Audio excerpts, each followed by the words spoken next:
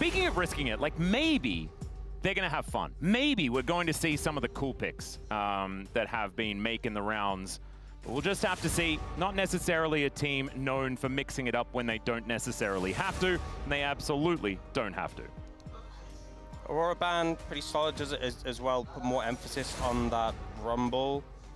And we see the Varus come through, which, I mean, makes sense in general, but especially against Guma. Does also kind of put pressure on that Yunara. With the Varus gone, means the Yunara ban even more pertinent. And the Pantheon going to come through, so no real ban towards that Rumble. And Wukong still available as well. They are going to prioritize the Wukong in this situation. So, I mean, it makes sense. A lot of junglers were nerfed, hit down on this patch, and Wukong was the one who kind of wasn't. Pantheon as well was nerfed last patch, not this patch, but both of those really strong. So Gideon gets himself a really strong jungler with that pickup, but does leave over the Rumble to Doran, which I know Kingen feels bad about, because not only does he not get to play it, but it also passes, means it's going to be locked out for the rest of the series with Fearless. So, we are in the Legend group, but the Rise group special is available. They could just pick any Rakan right now, and Nongshim, theoretically, if they were in the Rise group, would be guaranteed a victory. That could be a decision that they could make. I mean, in terms of proximity, they are the closest to the Rise group. They are. To the standings. So it does give a lot of proactivity. Looks like leaning towards Orianna, though, which is also a pretty good denial away from Fake. It is his most played in the most recent rounds. Don't mind it, as the Ornn is going to be the pickup into this Rumble. It was considered a counter-pick-ish type thing that can get through the lane. I don't know whether that remains the case. Yeah, I'm less convinced by this pick. But wait. So, the first letters of the three of these champions. Say it out for me. Ow. No, it's woo! Oh, the other way. Yeah. Hey. In order. Okay. It's woo! And that's pretty cool. Okay, yeah. Right? You know, great pitch. Yeah, I think that's the most serious thing that we can go into about the Ornn versus Rumble matchup. I thought you were going in a different direction with that. Woo! Our minds just jumped. I mean, technically with two O's, wouldn't it be ow? It'd be like ow, ooh. Yeah, I guess. It would be like a weird wolf type situation. Yeah, the Not the wolf that's in the space. Yeah. Bard ban pretty good into Carrier. Alistar's still open. Rakan's still open. You would love to get Rakan as Nongshim, but it's going to be hard in this situation, because I feel like if you like ban Alistar here, they might just take Rakan themselves. You could leave it both open. They're going to ban the Braum in this situation. Interesting. We'll see what T1 opt to do here. They're just going to go for the Jhin for Guma. A lot of comfort on this. I will say there's a good amount of picks to kind of get onto the Jhin and disrupt his ultimate with the Ornn. There is also the Alistar left up, which is kind of crazy. So that could be picked up by Lehends. Of course, he really does like the pick. The Carrier, I think, will have something planned. We'll see what it is going to be. I think just like Sivir Rakan could be so good here. You know, movement speed, it's a great scaling pick. There's a lot of melee champs at full melee topside in T1. And Rakan with Wukong, I mean, I've said like a million times how much I rate this combo. Plus with Ornn, it's also fantastic. Pairs up with Orianna very well. You can deliver balls pretty effectively. If you want to go Alistar, though, I think that's also fine. I mean, it also sets up the ball and a bit bulkier, because there's a lot of AoE damage. That's the one concern about Rakan. So when Galio was a support way back when, he was actually really good matchup in Rakan, because the taunt is so easy to lock down the Rakan with. There's also the AoE from the Rumble, so you could just kind of get exploded, whereas Alistar a lot more durable in that situation. So a bulkier frontline for Nongshim. They do have decent dive threats. Their comp scales pretty well. And they've kind of managed things decently. Are going to see the Poppy coming for Carrier, though. And I think T1 pretty happy with what they got, right? They have the Rumble for Doran, a phenomenal pick. This strong skirmishing mid-jungle. They have Jhin for Guma. They have Poppy for Carrier. I don't think it's the best Game 1 draft we've seen for T1, but the bar was very high for that, right? The fact that Carrier doesn't have Bard, immediately I think Nongshim have handled things better than some teams, but still, it's a lot of power for T1, and they're going to be very happy with what they've picked up. Yeah, and also in a Game 1 of a best-of-3 hit, by the way, it's Wusa. So a bit of a Bad Boys 2 reference there as well, which I absolutely love. Bit of an anger management type reference there. which I think is really, really cool. So, a Wusa. And that's what maybe Nongshim are going to have to do in this game. They're going to have to calm down, bit of Wusa, make things work. Yeah. That's what I'm getting to. That's my idea. I can't pronounce T1's champions as far as just the first letters. So that's your main criticism. Yeah, the acronym, not very good. Yeah. The team comp probably fine. I think a lot of people would look at Galio and they'd be like, oh, not enough damage. Not fake as Galio. Not enough vowels, I think, with that Yeah. comp. Yeah, no, it really is a them. worry. In fact, none. Yeah. So it does just make it impossible. Bad setup for Usa on Scrabble. the other side, gorgeous. Not winning any Scrabble games this setup. Oh no. Although, a lot of very high value letters. They just don't go together. Let's jump onto the Rift for game number 1.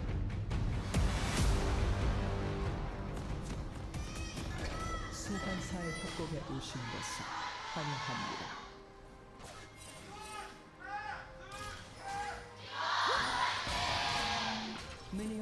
You know there are people that actually like didn't know the Wusa thing from Bad Boys 2?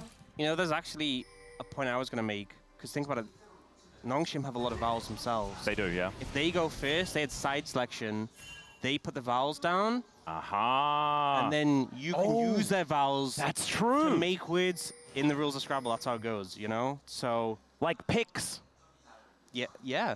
But like it would be the proper noun picks, unfortunately. But it is League of Legends related because it's Lulu's fairy, and so they could have spelled. Oh no, but there's no I. Where's the I? Was thinking, where are you getting the I from? Well, it's in Alistair and Oriana. No, but we're not. We're not doing the whole word, Okay, are we? it's a lot easier if you just have every letter in the full names. Yeah, so it'd be pox, and that sounds less healthy. It's still a word though. Pog? We can make pog? We can make pog and jog. We can definitely jog. Ox? Ox. There we go. That's an easy one. We can do rocks.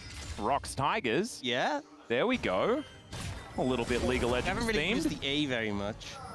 Oh, that's true. There is an Rag? A. What about Jap? Rap? Yeah. We got Pag. I don't know. No. Rag. We could do rag. Yeah. Racks. Racks? Like barracks. Like they shorten it in StarCraft. I don't think you get any points for that one. I think it's also. I need a referee for that. RACKS as well. Yeah. I think technically. That's the sort of one where you put down and you try and justify it to your little brother, and he's like, no. Yeah. No. My grandmother would not have allowed that. Pulling the dictionary out on that one. Yep. Although she would always put in words that made absolutely no sense to me, so I felt like she was cheating. Just turned out that I didn't know very many words when I was 7. Calix is doing a decent job here. Remember, he is coming off the back of like solo kills against BDD and stuff like this. Calix has actually had a little bit of a resurgence here in the LCK, so Faker not having the greatest of times up against this Oriana. Tough matchup, obviously. But good to see that Calix is playing it out the way that he's supposed to. Yeah, putting the pressure on early on. What you want to see. I'm feeling that the tempo vibes aren't necessary. Okay, never mind. Carrier is going to be able to find the heroic charge into Lehens, and all of a sudden they have a massive. Why did you say it? Yeah, Why I did shouldn't you have say said it? it. I shouldn't have said it. I know I shouldn't have said it. Did we not learn anything from yesterday? I did. I learned that we cannot actually help it. Yeah. And the caster curses will just happen. They're inevitable, and I should not worry too much because Chronicle is never going to admit that he uses them for evil. Don't try and fight them. And he does. That's He does. true. He tries to pretend, oh, I don't know. They don't exist. How could I use them for evil if I don't even believe in them? Yeah, exactly. And then brutally murders KT with it. Yeah. It is. It's pretty ruthless. But that's okay. We were just talking about the tempo vibes. No one's died yet or anything like that. Okay, good. We're safe. We're safe. Xena, Lane swap does come in. Very early swap come through. Getting King in another top lane matchup. And also saw Jiwoo picking up this big wave in the top side. But they have lost out on a lot of farm as a result. So we are just going to see T1 match. I do think Jiwoo is going to be able to pick up some. He is picking up some of the CS, but he's still going to be behind compared to Guma on this one. Yeah, it's actually turned into about a 300 gold advantage just from the lane swap, which is suboptimal, especially considering the fact that Calix did have a decent lead in that mid lane. Things like that just means that it is purely the swap that has gleaned that extra money over to T1. And they will now have waves stacking up towards them as well as Gumushi and Carrier make their way back to this lane. Yeah, now have the heal advantage for T1's bot lane as well, so there's that added pressure. It's not a fun matchup to play the Alistar into. Also, the Jhin is just going to have more pressure than the Sivir. You will eventually get to the point where you can just wave play and kind of ignore the Jhin, especially if you can spell shield his abilities. But those early levels, a little bit precarious. Yep. And I'm a little bit worried for Kingen as well, because this is one of Doran's favorite champions. He's been fantastic, especially like team fighting on the Rumble, as Carrier does go in. He's just getting a little bit of harassment down on this Poppy. Working out quite well. Stu not going to quite find the Boomerang Blade value. But yeah, I do think the T1 in this mid game are going to really start to have a field day. Yeah.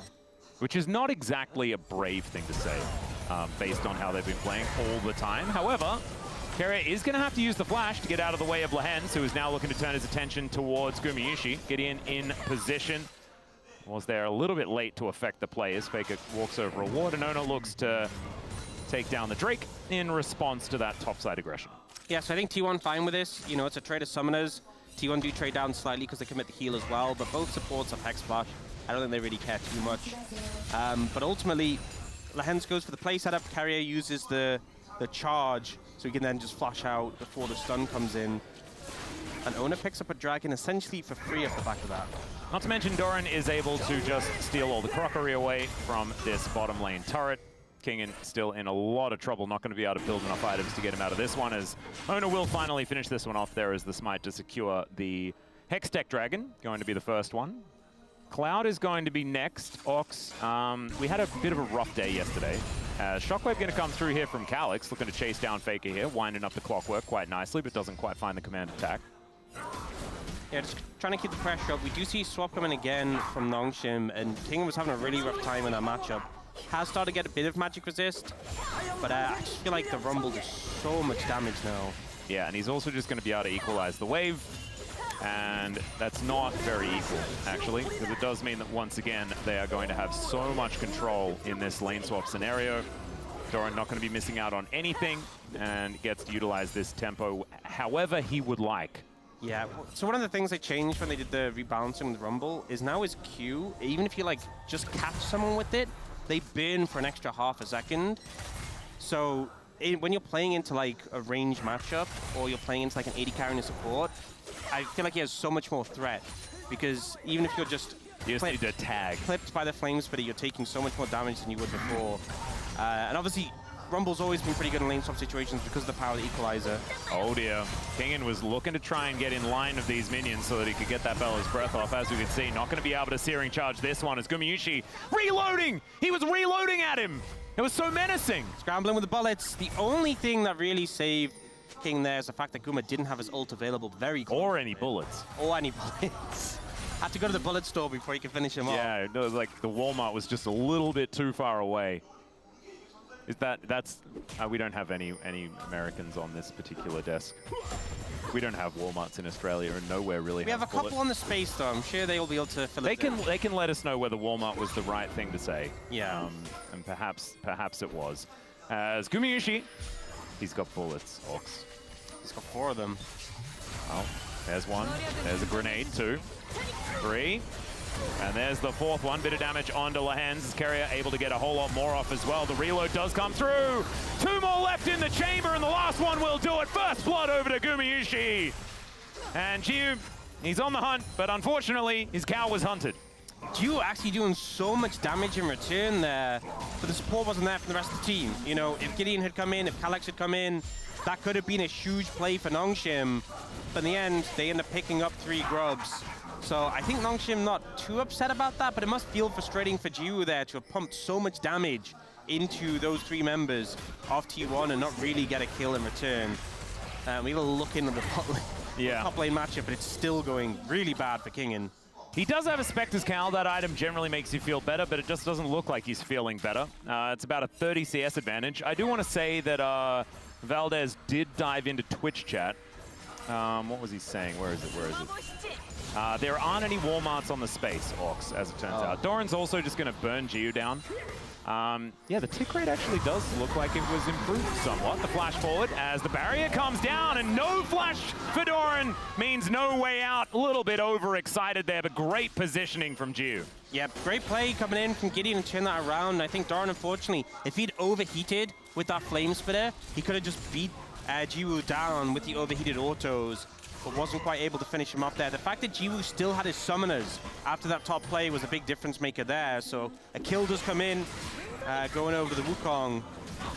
And things still pretty close in this game. You know, a little bit of an advantage for T1 in terms of gold. They do have that dragon, but King getting some plates here on the back of those grubs, going to feel really nice. A bit of tempo to come through here as well. As the Justice Punch going to not really work out there for Faker. He is still going to be fine. And I think Calyx sending a message. It's really important that Calyx is maintaining this pressure on Faker, because we've seen times where there hasn't been this constant pressure. The Galio's been freed up, and he's just taken over the game. So important he's constantly doing that here. They know the Hens doesn't have flash, and they know they can just commit to the play. Guma sets up the root. Owner flashes to commit, but look how much damage G was actually doing in return here. Yeah, the barrier actually gets so much value from Gumayushi there as well, keeping him alive 100%. As Doran teleports in and kills Jiu. Oh, tries to kill Jiu. It feels overheated there. Oh! Whoa, okay. Carrier in a little bit of trouble as the ricochets are flying through, but does run out of them.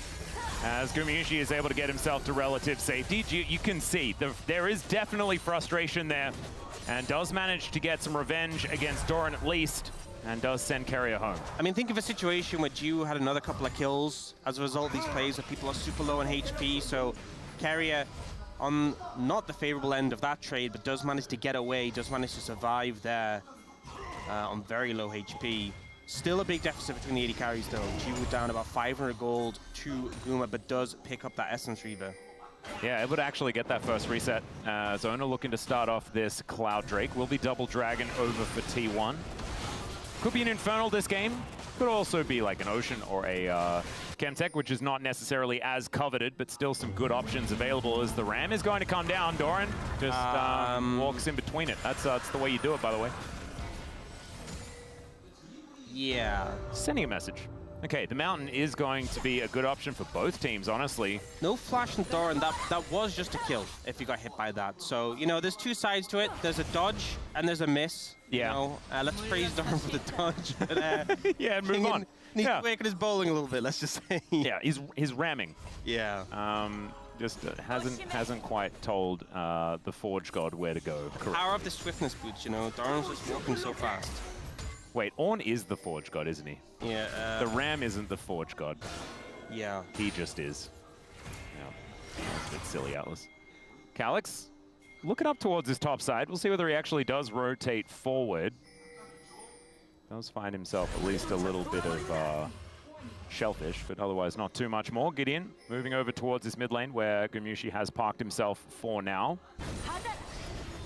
And Jiu laning against Faker this time. Doesn't look too worried about it. And honestly, like, even though we saw the whiff on the ultimate, things like that, haha, funny, funny, this game is extraordinarily close. Only 400 gold in it, and I'm looking at an Ornn, a Sivir, and an Orianna.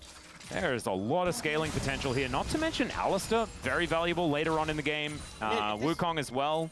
If this goes to 5v5s, Nongshim definitely, like, they have the composition where they have great team fighting, right? A lot of engaged threats. They have great DPS for the Sivir. They have a lot of targets to hit. You know, it's 4 melee champions. Whoa! That you can just shred. And Calyx is continuing to put the pressure on with this Orianna. He is not perturbed. Maybe should be a little perturbed. Took a little bit of damage there, as we could see off the back end, but otherwise is really making sure that this mid lane is impenetrable for Nongshim. And you got to remember, like, look, Nongshim are still, they're a tiny little bit of gold behind, but think how dominant T1 have been so far in round 3 to 5. So even just to be keeping it even at this point, it's a positive omen for Nongshim, especially with this composition. They just need to keep this momentum going, and with 2 dragons in the hands of T1, I'm looking towards this Herald, I'm looking towards this next dragon. These are the big turning points of this game. These are the points where really Nongshim needs to find good fights, favorable setups to establish themselves. I'm a little bit concerned playing into the Poppy. We've seen so many teamfight setups just ruined by having a Poppy on the other side who just like knocks away your key engager and messes everything up. And of course, the Wukong can be a little bit tricky, right? You can utilize the Warrior Trickster in order to try and get that ultimate to be aimed wrongly. Things like that might be an opportunity here for Gideon to do some tricky stuff to keep himself in the fight, but Keria hasn't often been known to miss. Yeah, they do move Jiwoo to mid lane, so I feel like having him in the bot lane for quite a while. It wasn't a big issue, right? He can just clear waves when it was up against the Galio, but now having him mid and kind of just maintain that mid prio as Sivir loves to do. Yep. So Faker down here towards the bottom lane is going to taunt up King in momentarily. Looks like Nongshim a little bit more interested in this Herald that's going to be coming up in 23 seconds time. Gideon wanting to move up towards his top lane, but Doran does have this control ward, so he will know exactly what's going on.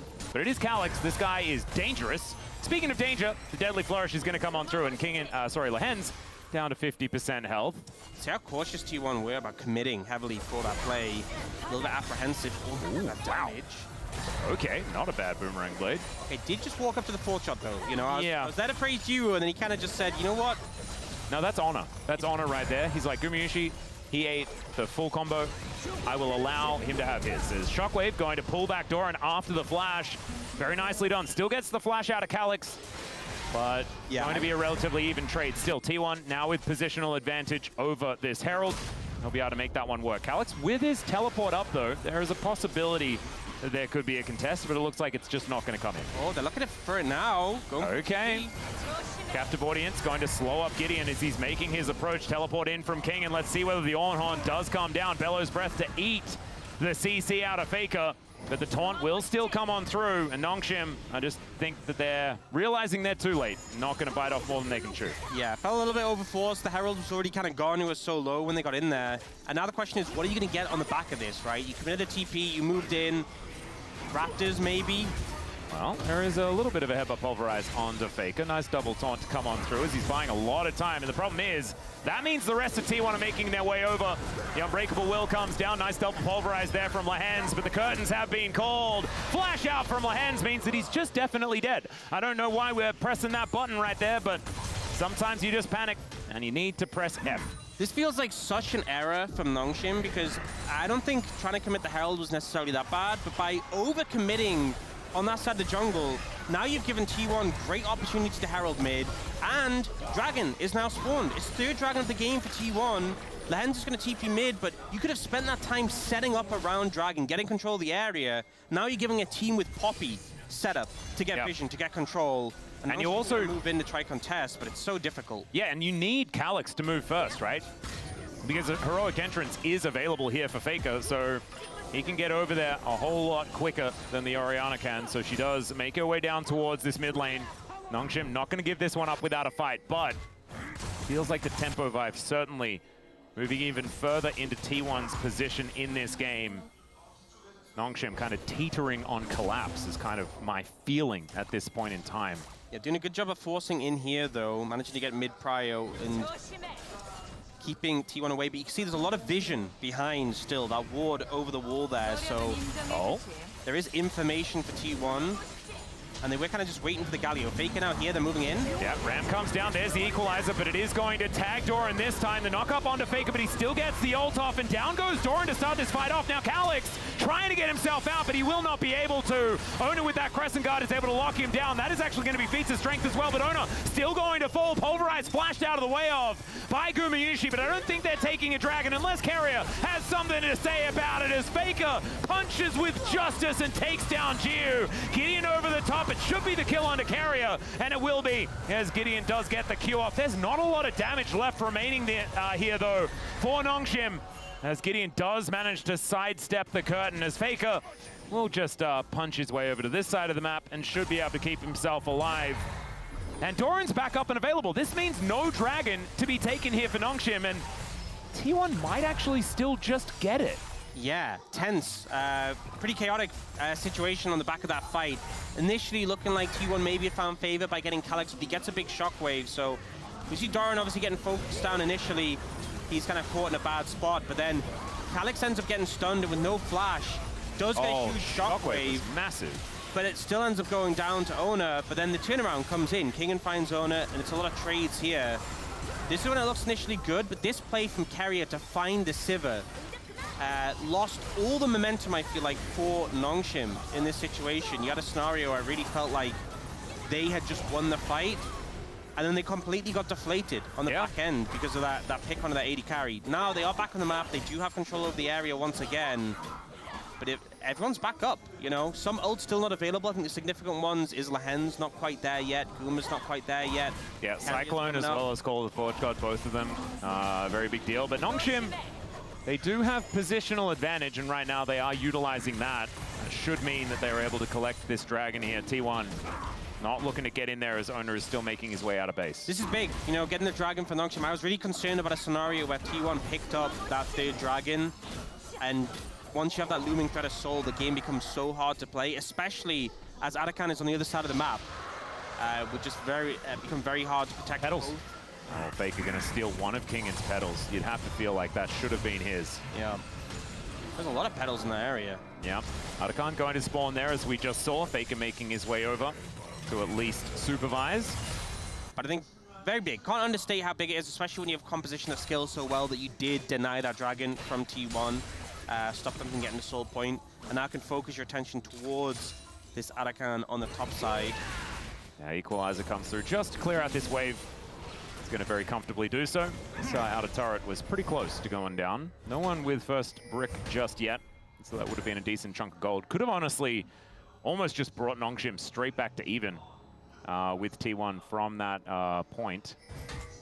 But they've got feats of strength as well. There are certainly some things that are helping them out. The Kingan has started to upgrade things. Level 13 has come through. His Rukun has now got a cute little border. And he is actually going to be able to just knock this one down. Demolitionist indeed. Yeah, and they do manage to get that first turret. That bot tower likely to follow pretty soon as well. You know, neither Faker nor Doran can really match up to the Orianna in a 1v1. Just the pressure that Alex has right now.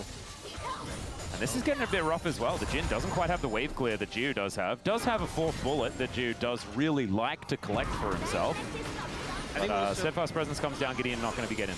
This is the point that people normally play the Ornn into Rumble for once you have that Kennick Rukun.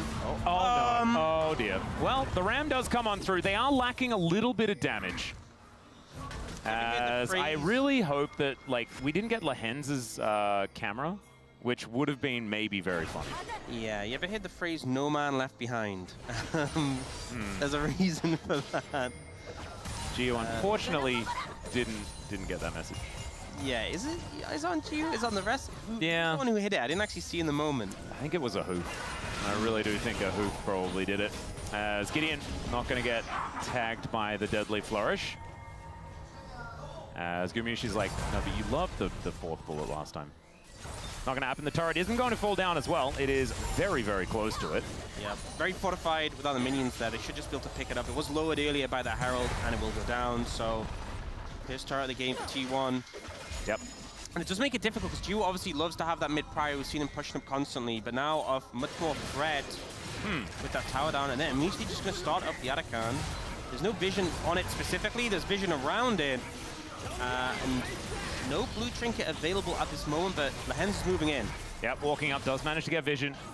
As they don't actually sweep it out just yet. Still, they're turning on to Carrier. Equalizer comes through, gets a fair bit of work done as Carrier finds the heroic charge. And now the taunt is going to connect. Faker was just waiting for Gio to go over the wall. It's beautifully played. And even though it's a quadra pulverize, it does not matter at all because Kingan and Calyx are a million miles away.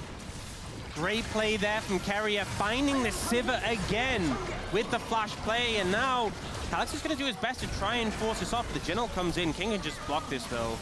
Yeah, heroic entrance is going to get Faker in immediately as the curtain going to be held, but I think it is going to go away. The triple taunt going to come down for Faker as he holds Gideon in position. Steadfast Presence continues to do so as he'll burn down. It's a double for Doran, maybe even a triple here as he's just going to obliterate on. Down he goes. Faker grabs that kill, and that's going to be Arakan as well. T1, phenomenal team fight, put themselves in such a good spot. T1's control around these neutral objectives, their setup, and their just ability to pounce when they see an opportunity. So precise, and Jiwoo, I've got to criticize, you know, gets engaged on here. You had flash, you had spell shield, gets caught out by the flash stun, knocked into the taunt from Faker. Special delivery. Yeah, and it's brilliant setup from T1, but if you get caught by that initial stun from the Poppy, it's game over. You can't let that happen. You represent so much damage for this team comp. And then it becomes this impossible task for the rest of Nongshim to try and stall out. But it was a great setup here. Faker getting on top of Calyx with the taunt. And I think Calyx kind of had to flash there because he doesn't even get a chance to get his shockwave off here. Yeah. And they all just disintegrate. So low as well. Yeah, it feels like maybe if he got his shockwave off, maybe there was something there. It's hard to say. Might have been a couple of kills. Yeah, it was just a rough spot to be put in. It was kind of a doom situation they were trying to force because it felt like the game was slipping away if they let the Arakan go. But ultimately, T1 holds strong, ruthless in their execution around the Arakan. And it turns out they were probably correct as well, because the game really does feel like it's slipping away now that the Arakan's gone. So you might have been onto something, as Faker is going to be monitored here by Doran. Means that he's not going to be going down or anything like that, but now it's sole point on the menu for T1. And Nongshim do want to deny this if they can, but it is just going to be a massive difficulty as Hex Splash in from Carrier, looking for a possible opportunity, an avenue forward. As Lehens comes over, that is goodbye to the Orianna, but Heva pulverized to connect onto Carrier, and he just goes down. That's a kill over to the Sever as Kingin buys so much space, just wandering off to the side. He is going to die, but a 1-for-1 and a Dragon going over to Nongshim probably feels pretty good. Still, T1 have now taken up occupation of Nongshim's side of the map, and it may not be a place that Nongshim can get out of. Heroic entrance, Jiu going to have that spell shield as he flashes. Wind becomes lightning, still connects, but there's the shockwave. The pulverize on top, and Ona will be going down. Jiu's still alive this time, but Doran has found him, and he's got a dangerous flamethrower. Down goes the Sever. There's the ace for T1, and a moment there for Nongshim, and then it was snuffed out. And Ona hits 3,000 assists. There you go, huge achievement in T1. It looks like the play was going to come in for Nongshim. The shockwave is big, the CC's there, but they hold strong. Huge cheer from the crowd here, as look at that, still standing, by the way. Oh man, look at the T-pose. That's Aura right there. He knows. Absolutely is. He's like, yeah, I might be dead, but do I look dead? No, not even a little bit. 0 HP, he's still going. Yeah, absolutely. He's committed. Here, so Carrier ults Calyx away, buys time, and it does end up kind of giving away the Dragon because, you know, we see them go, we see Carrier go down, we see the rest of them focus on Kingin, which does just give up the Dragon, but T1 are fine making this trade because they know with the position Nongshim are in, oh no. Oh dear. Well, medium rare? Perhaps. He gets out. Yeah, Lehens is going to be all right. With the position they were in after taking the Dragon, just so easy for T1 to wrap around and cut them off. So, you know, they don't really care about whether they get that next Dragon because they're so far ahead now. They're looking towards the Purple Worm, and TP comes in. Nongshim going to try and contest this one, but Carrier is out of vision, and he's going to threaten with that ult. Yep, and now just flashes on in as well, can deliver a gargoyle. So right in on top, and down goes the jungler. That is just going to be freedom there onto the Baron, as Gumayushi was tanking up said Baron because he was the last one left in the Baron pit, but he'll be absolutely fine. No one's there to contest, and T1, this is their bread and butter. Just take control of the game. They'll take down the Baron here, and they'll look to close this one out. It feels like every time Carrier has Flash, it's just like, well, someone's dying, and it's going to cost you heavily. Yep. And sometimes he just has Hex Splash, and that's also just as dangerous. Yep. Finally get the out of turret bot lane, though. Yeah, been a while. Lehen's fishing on the side. Oh, T1 not taking the bait, as Lehens will be able to stop Faker from recalling for the moment. Faker is very strong. I would not, yeah. I would not go in on that. Oh, Calyx. All right, well, there is a little bit of a drive-by there, as Calyx was actually seen from the sky. Where's he going? He is just going to stand here and go back to base. That is his attempt. And it will be successful. There we go. Yeah, you know, we take the little wins. 100%. I mean, the big wins, though, are on the T1 side with a 5-0-9 Galio. Yeah, I was thinking of the setup from Carrier to go for the... Well, Shockwave is going to connect, but Jiu is once again lying on the floor. Yeah, not ideal for Nongshim. yeah, I'm going to say subpar on that one as Equalizer goes down. Not the most value here for this one, but the Pulverize coming on through there onto Carrier. And Lehen's not going to find too much. Nice little searing charge, but the double taunt. And Gideon, he's melting, and there's the Harpoon to finish him off. Lehen's gets tagged by the Flame Spitter. The curtains have been called, and I think it is indeed curtains here for Nongshim in this first game. T1 just a little bit too good here today, and have been, honestly, for weeks now. Feels like even if you have an okay early game, even if some things are going right for you, once you get to the neutral game, once you get to those neutral objectives, the setup in the mid game, you have to do everything right and more to stand a chance. Oh, they're going to look for him? Yeah, Faker just trying to get his flash on cooldown, and he will effectively do that as T1. I mean, it was closer than it could have otherwise been in the early to mid game, but when we're talking about that, you can tell that the team is just a little bit too dominant at the moment. If you look at the form that we've had in round 3 and 5, this is honestly the biggest disparity we have in the LCK in terms of what we can have playing each other in the groups. And I think Nongshim did okay in the early game, but it's just some major mistakes will get punished so ruthlessly. And I think that's what's been a big struggle for Nongshim is like, you don't get second chances in these games. You make even if it doesn't feel like a big mistake, Carrier flashes onto someone, you don't flash in time, okay, the game's over. It just kind of feels like that's what happens, and it's especially frustrating because Jiwoo, there was some fights where he was pumping out damage and it felt like he was starting to become a threat, and then he dies, and then it's like, well, that's game. Yep, and it certainly was. As you can see there, a bit of a flat line when it comes to the gold until about 20 minutes in which case T1 just decided that they were going to win, largely because of the walking barbecue on the top side of the map, Doran having a lot of damage in that last game, and Nongshim, they're going to need some Wusa heading into game number 2. Thankfully, they can remember the names of their champions. They will have access to that, and we'll have access to a short break before the space, and then that second game. We'll see you soon.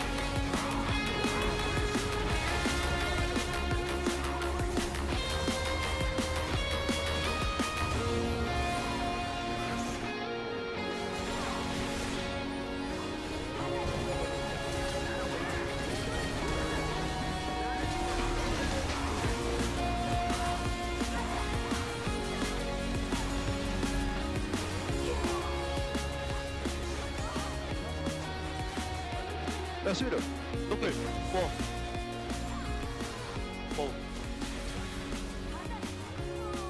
뽕 들다오 내가 뽕 줄게 바텀 라인 천천히 넣어. 이거 거리네 뽕 있고 더블 샀어 여기까지 꼬리? 안돼 나는 없어. 천천히 봐봐 나 3초 뒤 도착. 뽕 힐로 가 와. 좋다 이거 끊어줄게 뭐야 끊는 다음에 살려줘야 될 것 같은데? 날려줄게 깨끗해 예? 얘 씨발 풀안 들긴 해 공정돈 있겠다 I feel like a lot of emphasis with this comp was put on Jiwoo on a hyper carry, and you know, you had King on a tank. I feel like just put King on a carry. Yeah. And you know, I feel like Jiwoo maybe on a more utility pick, because I think he has had some positioning issues in their recent matches. And also, if there's any team or even a specific player who's going to target your positioning, it's T1 and Carrier who are going to make your life hell. But I think we'll see how things go now. Immediately, we start with a bit of a shake-up when it comes to those bans. So T1 go the same direction, but we're getting Nico, Xayah, Yorick coming out. So Aurora, Varus open and available. This is kind of crazy, taking a lot of risks with this particular array of bans on Nongshim's side. I feel like the Aurora ban kind of was setting up for the Rumble, but then they didn't end up taking the Rumble because they took Wukong. So maybe that's why they've dropped it in priority a bit. Yep. Yone going to be banned away, so Pantheon should be the first pick. Well, it's Pantheon or Varus. That's the tricky one to come out here. And they are going to go for the Pantheon, but now you're giving Varus over to Guma, which feels especially bad because you just banned the Xayah away from him. So like you committed that resource, that ban away from denying an AD carry from Guma, and he is just going to slam Varus because why wouldn't you? Varus did get nerfed on this patch, but most of the nerf was onto his E.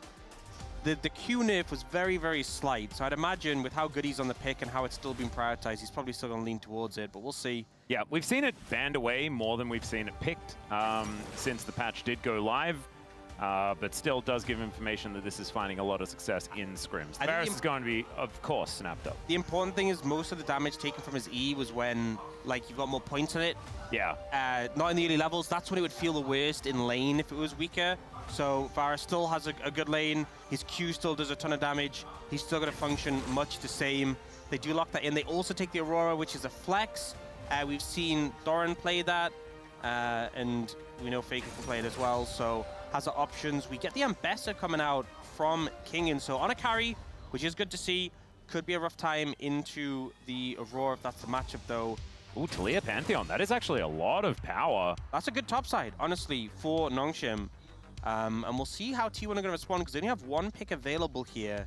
Do they just go for the jungler? I would imagine jungler here and keep the flex of the Aurora alive makes the most sense.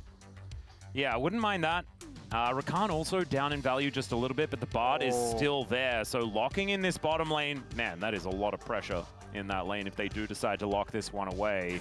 Yeah, I mean, it gives you, honestly, such a powerful bot lane, and you now have bans to put towards Nongshim as well to amp up the pressure even more. You know, you're taking away the Nautilus from the Hens, so... Yep. Yes, you put lower priority onto Ona's jungle pick, but, you know, the strongest junglers on the patch in terms of, like, Wukong and Pantheon are already gone. There's still a lot of, you know, little lower tier junglers, and even you see the Rise ban, Nongshim aren't even putting that much more pressure on the jungle picks. The fact that you have Varus Bard for Guma carrier just feels like a nightmare playing into that, and I really wonder what G1 and the Hens are going to be able to bring out into this. Well, it's not going to be Kai'Sa or Nautilus. Certainly some things still up and available. I think Corki is probably like an okay choice. I'm not going to lie. I mean, Kai'Sa fits with the comp, but I would not want to play Kai'Sa into Varus Bard. The thing is, so far they've got Pat. So if they did want to lock in the acronym, Patch is still available. Yeah, and T1 have Vab. Oh. So they're doing a bit better than last time. This is actually pretty cool. So Pat and Vab, let's see what, you can't really get to a word, but Vaba is going to be put in here. If we allow some Korean to slip over, B and V are actually the same letter, but it's Jarvan, so never mind. Okay. It's kind of ruined. Okay. Ziggs. Pats. Coming out. It's Pats. We're patting the dog. Going Patzel. Leona, that was the go-to combo. So I think one of the things that's a little bit uncomfortable with Ziggs into Varus specifically is that, you know, when you're throwing your Qs at long range, it's a lot easier for the Varus to hit than you do, but you still have your ult to set up if you have CC. And it kind of works when, you know, the Aurora, the Ambessa and the Pantheon are going forward. You can just ult from a distance. It's also very good into the Jarvan. Faker's having a bit of a giggle, but he's obviously going to play Ahri. This is like, and if T1 is still likely to win this game, it doesn't mean I think that this matchup is good. I think it's just not. I mean, I think generally Ahri has been good into Talia historically, but Ahri has been doing terrible in the LCK recently. Yeah. It was actually, in the end, T1 got Vabja. Vabja. Which actually kind of... Oh, and Nongshim it sounds like it's got meaning. Nongshim have Patzel, which yeah, it sounds like a pretzel? Like a pretzel, but what variation of a pretzel would that be, you know? Ooh, a Patzel would be, I don't know. Maybe it's like, oh, it's a pretzel, but it's made out of pastry instead of dough. Okay, you're or cooking, something. But isn't dope pastry? No, technically not, right? I don't know. Pastry is like a bit sweeter. I don't know stuff. enough about baking to query this. Yeah, because you know how you can have a croffle, which is like a waffle made out of croissant. Have you seen one of those before? Your wife would not be happy with God, it. I don't think. She's here today as well. She's gonna be. Oh no, I'm sorry, Pris. I'm sorry, Pris. It's not my fault. It was Mao's also in terrible space, and you know how bougie he is with cooking. He is stuff, quite bougie. He's with the gonna be cooking. like, how dare he? Say. Maybe he's got like meat patty pretzel is Dagon's suggestion. That sounds terrible. But let's have a think about it as we get onto the rift.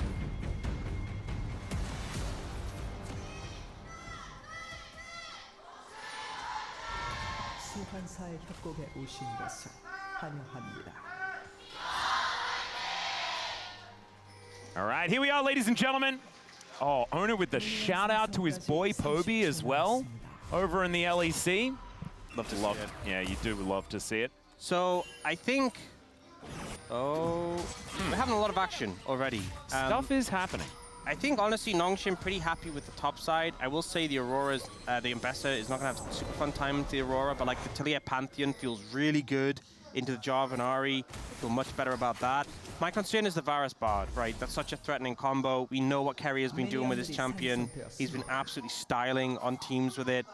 That's a major concern. I think the Ziggs make sense from the perspective of you're playing into a Jarvan. We saw when Chovy brought out the Ziggs, it was specifically into Jarvan. He's been playing in solo queue in a Jarvan, so really good into that pick because obviously you can get out of the Cataclysm with the satchel, you can interrupt his flag and drag with the satchel, but it's not the most fun. You can obviously ult Varus and he's a mobile, so you have that set up. But if you're trading poke, the Varus is kind of just going to be able to Q you from a distance, and it's all harder to hit long-range Qs in return. And the lane is not going to be fun either, so I'm a little bit concerned about the Ziggs in that regard, but we'll see how it pans out. Yeah, so far picking the gap between Keria and Gumiushi, as we can see there. But you should be able to farm pretty safely. You also do have the... Oh, that didn't feel very good, did it? He does have a short fuse, and you can imagine missing CS like that would send him off. As you might be... No, he's not. Oh, he is. It's actually surprising. I think the main thing is... Get that one, doesn't get the last one, though. As long as he's getting XP is the main thing.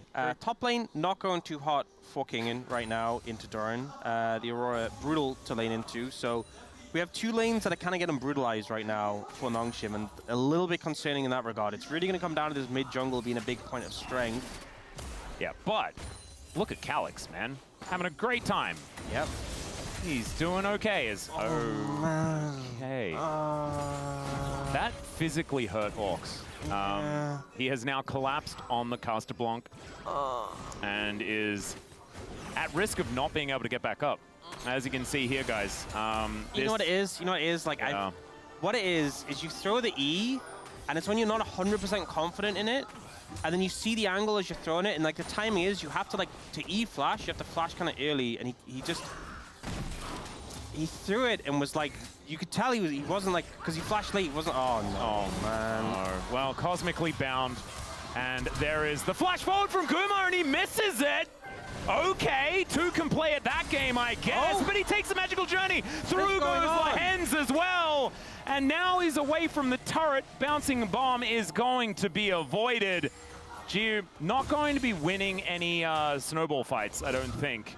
Okay, as that was just a cavalcade of errors. Things are getting goofy right now. Well, yeah, so Kerry's going to get lit on fire. There's the satchel to bring him back. The flash forward, but it doesn't do anything. Finally, the kill goes down, but it's a huge trade up for Nongshim. I get it. The failed E-flash was mind control from Lahens. It worked. It worked so well.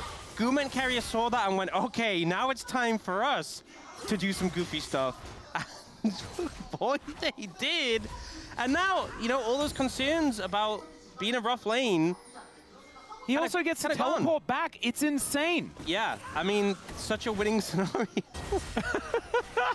All right, take me through it, Orcs. I'm just not going to watch. So, eating the stun, really bad. Here, Guma didn't actually have any abilities to finish off this. He was level 2 with E and W, and doesn't have Q, didn't have mana for it, even if he was level 3, I think. But can't finish Q. So I think didn't need to flash there, and then takes the portal, and then Kerry is just tanking the minions and gets CC'd. It's like you don't have cleanse.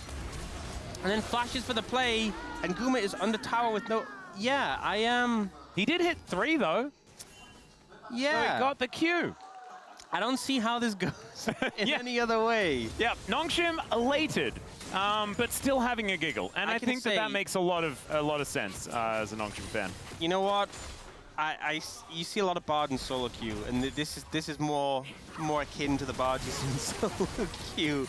Yeah. little We bit also saw a bit of Bard like that yesterday. I will say, let's if I be remember honest. correctly.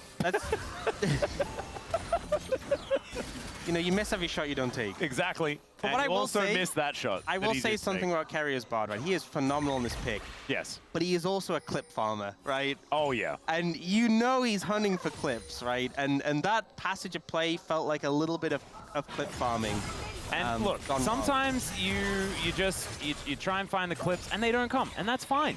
That's allowed. You guys see those fancy clips, right? You see those Chinese TikToks, and you don't know how many outtakes there are Exactly. to get them, right? Exact. Doing it live, that's the difficult thing. Look at this. Hence, really difficult to miss all these plates over and over again. That was not the segue that I was looking for. Just one However, more- I did one more need to Zenith bring blade. it back One to... more Zenith blade, just one more, you know? He'll get the next one.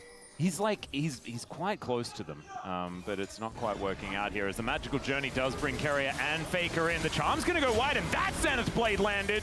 Has now no Aftershock and no way to get out of this one as he does manage to avoid some of the skill shots, but not that last one as Gumayushi's going to even out the kill score.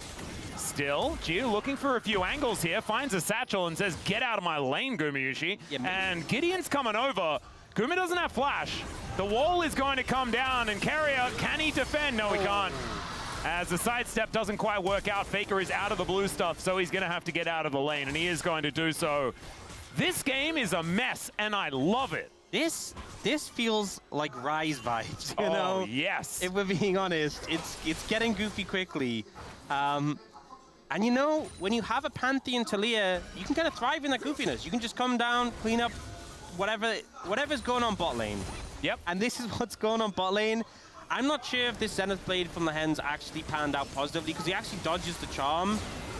I guess he wanted to be away from the wall, but then I think he just ended up in, I don't know, maybe he was just dead anyway, but he ended up in a pretty bad spot. The charm initially being dodged was good. This satchel, though, from Jiwoo actually knocked Guma further away, and I thought maybe that might get him out, but Gideon was pretty sharp with the spear. Also, Calyx jumping off the wall early was good, so he didn't get stunned into it. I was a little bit concerned about that. A lot of concern. I think the general theme is I'm feeling concerned about a lot of people. I'm feeling concerned about Kingen right now. Yep, he is just, yeah, in a bit of trouble. Does survive. Guys, momentarily. have you seen his farm? No, I haven't. Have you? It's Hop, Kingen? No, Recall. No, no. But he's now above half. He needs this. Oh no. Oh no. Oh no. Oh no. Oh no. Okay, he's good. He's fine. He's We're chilling. okay. He's We're okay. okay. Yeah. Doran Doran's also running out of doesn't have a mana. lot of mana. Yeah, exactly. So maybe we're just okay. As Kingen is now. Oh, just go home. Just go home. Oh no, just go home. Oh, just go no. home. Just go home. How just dead go is home. he? He's so dead. He is very dead. Well, he does He's not flash. dead. Never mind, he's totally fine. As now in goes Gideon. Mega Inferno Bomb's down as well. Massive damage on the Doran. And the flash forward. Gideon just needs one more auto. He'll find it as the Zenith Blade in celebration there from Lehens. He's calibrating, okay? He's calibrating the Zenith Blade. Oh, no. He never wanted to go in there. No. It was a message. It was a zoning Zenith Blade. Yeah, exactly. But hey, it was a good return play. And again, seeing the value of this Pantheon coming in with the ult, able to turn that play around. In a bit of a bit. Oh no. Well, Gio's going to have to flash. Does have a satchel. Bit of a fadeaway jump shot there as well. Like that one a lot. As I feel Lehens and Gideon will be able to steal a red. I love when we get like the melee range flag and drags from the Jarvan. It looks so over the top when he just very like goofy. does the drag like and goes like a meter, you know? So this was a pretty nice getaway. Ona immediately commits the ult to try and go for the burst, and it was just a good flash. Then the return, Max value on the Grand Starfall and the Mega Inferno Bomb and as it well. looked like maybe with the stun, Doran was going to get out, but the flash commit, Gideon finds Doran, no cooldowns left, and there's that zoning Zenith Blade. Oh, beautiful. You love to see it. That is going to be 2 grubs over to Nongshim as well. already managing to find the feats of warfare in this game. They will augment that with one step towards the objective ones as well. So definitely a good look for Nongshim here in this game. We said that their start in game 1 was good. They never really had the tempo vibes. I'm feeling like in this one, no one has any tempo vibes. It's just a mess. And maybe that's good for Nongshim. Maybe. Dragon just get picked up here by T1, but obviously Trade for grubs. Yep. Nongshim's pretty fine. T1 now has his Ludens, so he can kind of just annihilate waves whenever he wants. And that's kind of going to be the state of mid lane when these 80 carries are there. Just waves get destroyed. So, Trade off. I was having a conversation with my wife the other day, and she actually thought that Ludens was a ring. Do you see it? What? Yeah, I don't know. Because I've always just thought of it as like Luden's gunblade. I just think of it as a gun. Hex I Tech sometimes Companion. called it Luden's gun. Yeah. I just want ring. Yeah, I don't know. I don't know how it's quite there either. But I guess I can somewhat see it if it's like going off the screen, like the handle of the gun goes down or something like that. We had a long conversation about it, and I just couldn't quite see it. No, I'm gonna check Twitch chat just momentarily, because if you guys Ring. can see it, let me know. That would be, if you win already married, that would be the sort of thing that she would say. There we got a bit of a zoom in here. There's also King and Likely going down as the Zenith Blade will commit. Mega Infernobon gets the flash. And Gumayushi is out of there, but looking a little worse for wear afterwards. That's the thing I could imagine a girlfriend saying, like, oh, do you not think it looks like a ring, by the way? But you're already married, so I don't think she needs to do Yeah, that. no, she does. Yeah, that would have been very subtle, Orcs. You're right. It is called a companion as well, which really does fit into that narrative. But yeah, we can't get married again unless she divorces me, which wouldn't be great. And if the aim is to get Well, if she starts saying that like Lost Chapter looks like divorce papers, then, then I'll get worried. That's when you Yeah. It's like as she hits 25 stacks on her Magi, she's like, oh, this last page didn't like that one either, but can you sign? At least she's having a good game, you know? Yeah, that's the important thing. Yeah, that's definitely the good part. Anyway, I'm glad we had that conversation while a bunch of action was happening around the map, as here's a grand Starfall, and Gumayushi not going to get hit by a few of the buttons, but the satchel was already put up, and Giu's going to knock it down. Another magical journey in here from Carrier, as Seismic Shove held onto here by Calix. Man, these sidesteps are looking clean, as he does eventually have to flash to get out of the way of the charm. But the rest of Nongshim coming down towards his bottom side, and they are just continuing this pressure. Yeah, good fancy feet there from Calix, and it just feels like these repeated attempts on Aguma. There's a mobile virus being punished now. Giu in a little bit of trouble, maybe. Okay, Solar Flare, another celebration here by Lahens. Hey, you got the flash, that's the main thing. Sending a message to Faker. And Faker did actually, like, it was actually zoning. Yeah. You know? I mean, at the end of the day, if the ult was going to hit, he would have just flashed anyway, so I'll give him a pass on that one. Yep. I don't think you were getting the kill regardless, but some of the bint. Do you know, and the thing is, even though we were having a giggle about some of these Zenith Blades from earlier on, this early game is way better than what we saw in the last game, so something's going right. Yeah, it's going good. It's actually going well. You know, maybe the only thing more powerful in T1's current form is the Ahri win rate at the moment. Yeah. They're going in the wrong direction. And honestly, I'm looking forward to when Ahri is just not going to be picked into Lilia ever again. Maybe if you ask Wolf, just not picked again. He's really not a fan of it. I'm sure he'll talk about it on the space.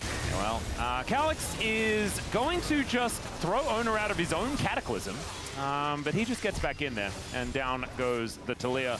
Nice collapse from T1. In that situation. Not really any outplay potential there. No. Once you get Cataclysmed, and you really are going to be the target in this game, because Ziggs has always an answer to get out with the satchel, so... Also is able to bomb the bottom lane as well. I feel like that's going to be consistent. They're continuing to siege. One team kills Guma, the other team tries to kill Calix, and we're seeing that, you know? Trade play here. Turret's going to go down, though. Power of Ziggs, and that will be feats of strength for Nongshim. We saw the stats earlier today. T1 getting, I think it was like 83% of the time. That is a stat that has gone down as of this game. Yeah. It did go up with game 1, but obviously gone down a lot with the rare situation where they don't get it. Exactly. Calyx now moving back towards his bottom side of the map to continue clearing out minion waves. Solo lane's going well here for T1. Still, never mind, maybe Doran is in a little bit of trouble as Kingin looking for an angle here as between worlds he goes. As Ju makes his way towards his top side, Gideon was looking to try and punish Doran, but Carrier will be able to back him up. Gets himself out of there with the magical journey. And Doran did want to stick around. Looked a little bit dangerous, but it's another turret mopped up here by Ju, who's playing the Ziggs the way you're supposed to. That's how you do it. Move him around, get the turrets. Also, notice he didn't satchel the turret there. He saved it. Oh, look at that. Solar Flare. Perfect sweet spot. Perfect Zenith Blade as well. As Lahen's looking to dive on top of Gumayushi. Last couple of rocks from Calyx are going to get that one done. As Gideon, he's on the Rift Herald, but there is a teleport in to make sure that everyone was safe. King in to keep them all in order. And Nongshim are just pushing a gold advantage. Yeah, they're being proactive, they're making things happen, they're using the global aspects of the composition really effectively, utilizing the Ziggs, and it's not a mammoth gold lead, but it's a gold lead, it's solid, and they're shutting down Guma, who's on this Varus, on this pick that has so much budget. So often we see this pick banned in the first rotation, they let Guma, one of the best Varus players in the league, on it, and they're targeting him again and again and again, and it feels like he's never got summoners available. His flash has just come back up, and I have no doubt they're going to try and burn it again, but his cleanse is gone once more. Yep, it's real dangerous. And you saw in that play, Carrier, like, ults the Varus to get a little bit of time, but the problem is with Seismic Shove, it's really difficult for that to be good. Yeah. Because unless you've immediately got flash in order to get out of the way, you are just still going to die. Yeah, it's also like against the Ziggs, you can set up the ult or put a minefield on top of the stasis, so that can backfire later on. Lahen's and Faker are just fighting. Lahen's doesn't have a lot of follow-up, but maybe someone will turn up, as there's a Grand Starfall. Drake is just going to be locked down as Faker was looking to set up for a bit of a charm play here. All hands. Yeah, that's a lot of buttons now on cooldown for Nongshim, though, for absolutely zero. They will be able to throw down this Rift Herald towards the bottom side, but it's going to have to take a little bit longer here, as Shelly will need to do a full... was there an alcove angle there? I think it's too tight. I think it's tricky. Flash out here from Ju. Faker does take a fair bit of damage here, as this Ziggs is still pretty dangerous. Still, they will be able to get this turret because no one on T1 is actually in the area. But I don't know whether they're going to be able to get another one. Yeah, they're moving now to defend. Yep. And Shelly obviously is not going to be of much use here to Nongshim. Will just be taken down by Doran. They tower the game, 3,000 gold lead in a good spot right now. Yep. It does feel like the game is still slipping back into T1's position with these double Drakes that have gone over. But it is Chemtech Soul, which is Soul. like, Ox, I know we've been focusing mainly on Lahen's and his comedy antics. And the Ziggs, you know. And there is a Ziggs in the game, so it's not like you're going to be paying attention A to Drake. fed Ziggs, too. Yeah, and honestly, I don't blame you. Like, this is one of those times where it's just a happy moment for Ox. We need to celebrate it. But it is going to be another Chemtech Soul, which is kind of nuts because we've had so many of them over the last couple of days.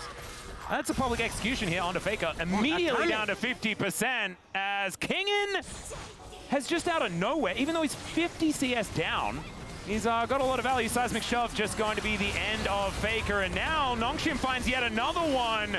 The surprise antics here of Nongshim are catching out T1 as now Doran trying to hop his way out, but another shove, and that Zenith Blade was always gonna hit as Nongshim, yeah, they might lose their Ziggs.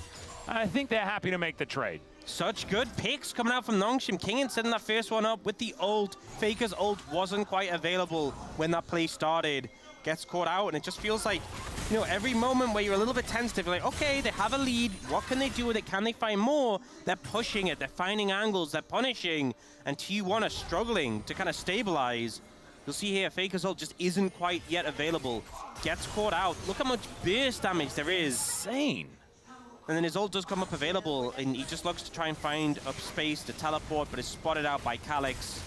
Yep, and Scryer's Bloom obviously making it so that that teleport was never going to get him out of there. This one was a little goofy because Jiwoo does do his whole base combo, but then is getting threatened on the backline. Satchels away from Doran into Guma, unfortunately. Yep. But they do turn it around and kill Doran, so, you know, works out pretty favorably in the end regardless. Talia Pantheon, man. Very heck of a combo.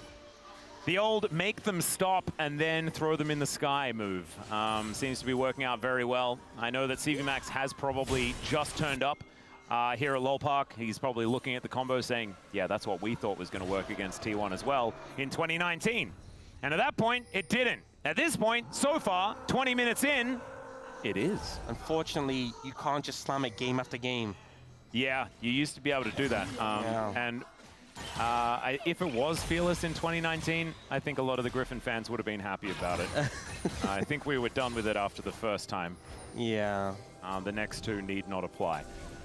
Still, Nongshim, over 3,000 gold in the lead. Kingin now a split-pushing menace as well, even though he's still very far behind in farm. It doesn't actually matter, as no one's really going to be able to match him all that confidently. This Eclipse spike is so massive. Just because a lot of the gold picked up on the map with the towers, he's actually only 50 gold down compared to Doran. Yeah. Adakan is up though.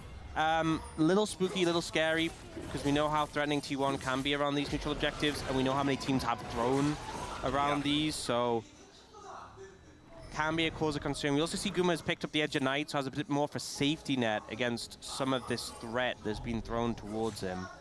Would you see Nongshim did a good job of trying to sweep out the area? It is on the side of the dragon this time, so much easier for them to sort of control this side of the map, play for dragon, and as a byproduct also have the setup for Adakan as well.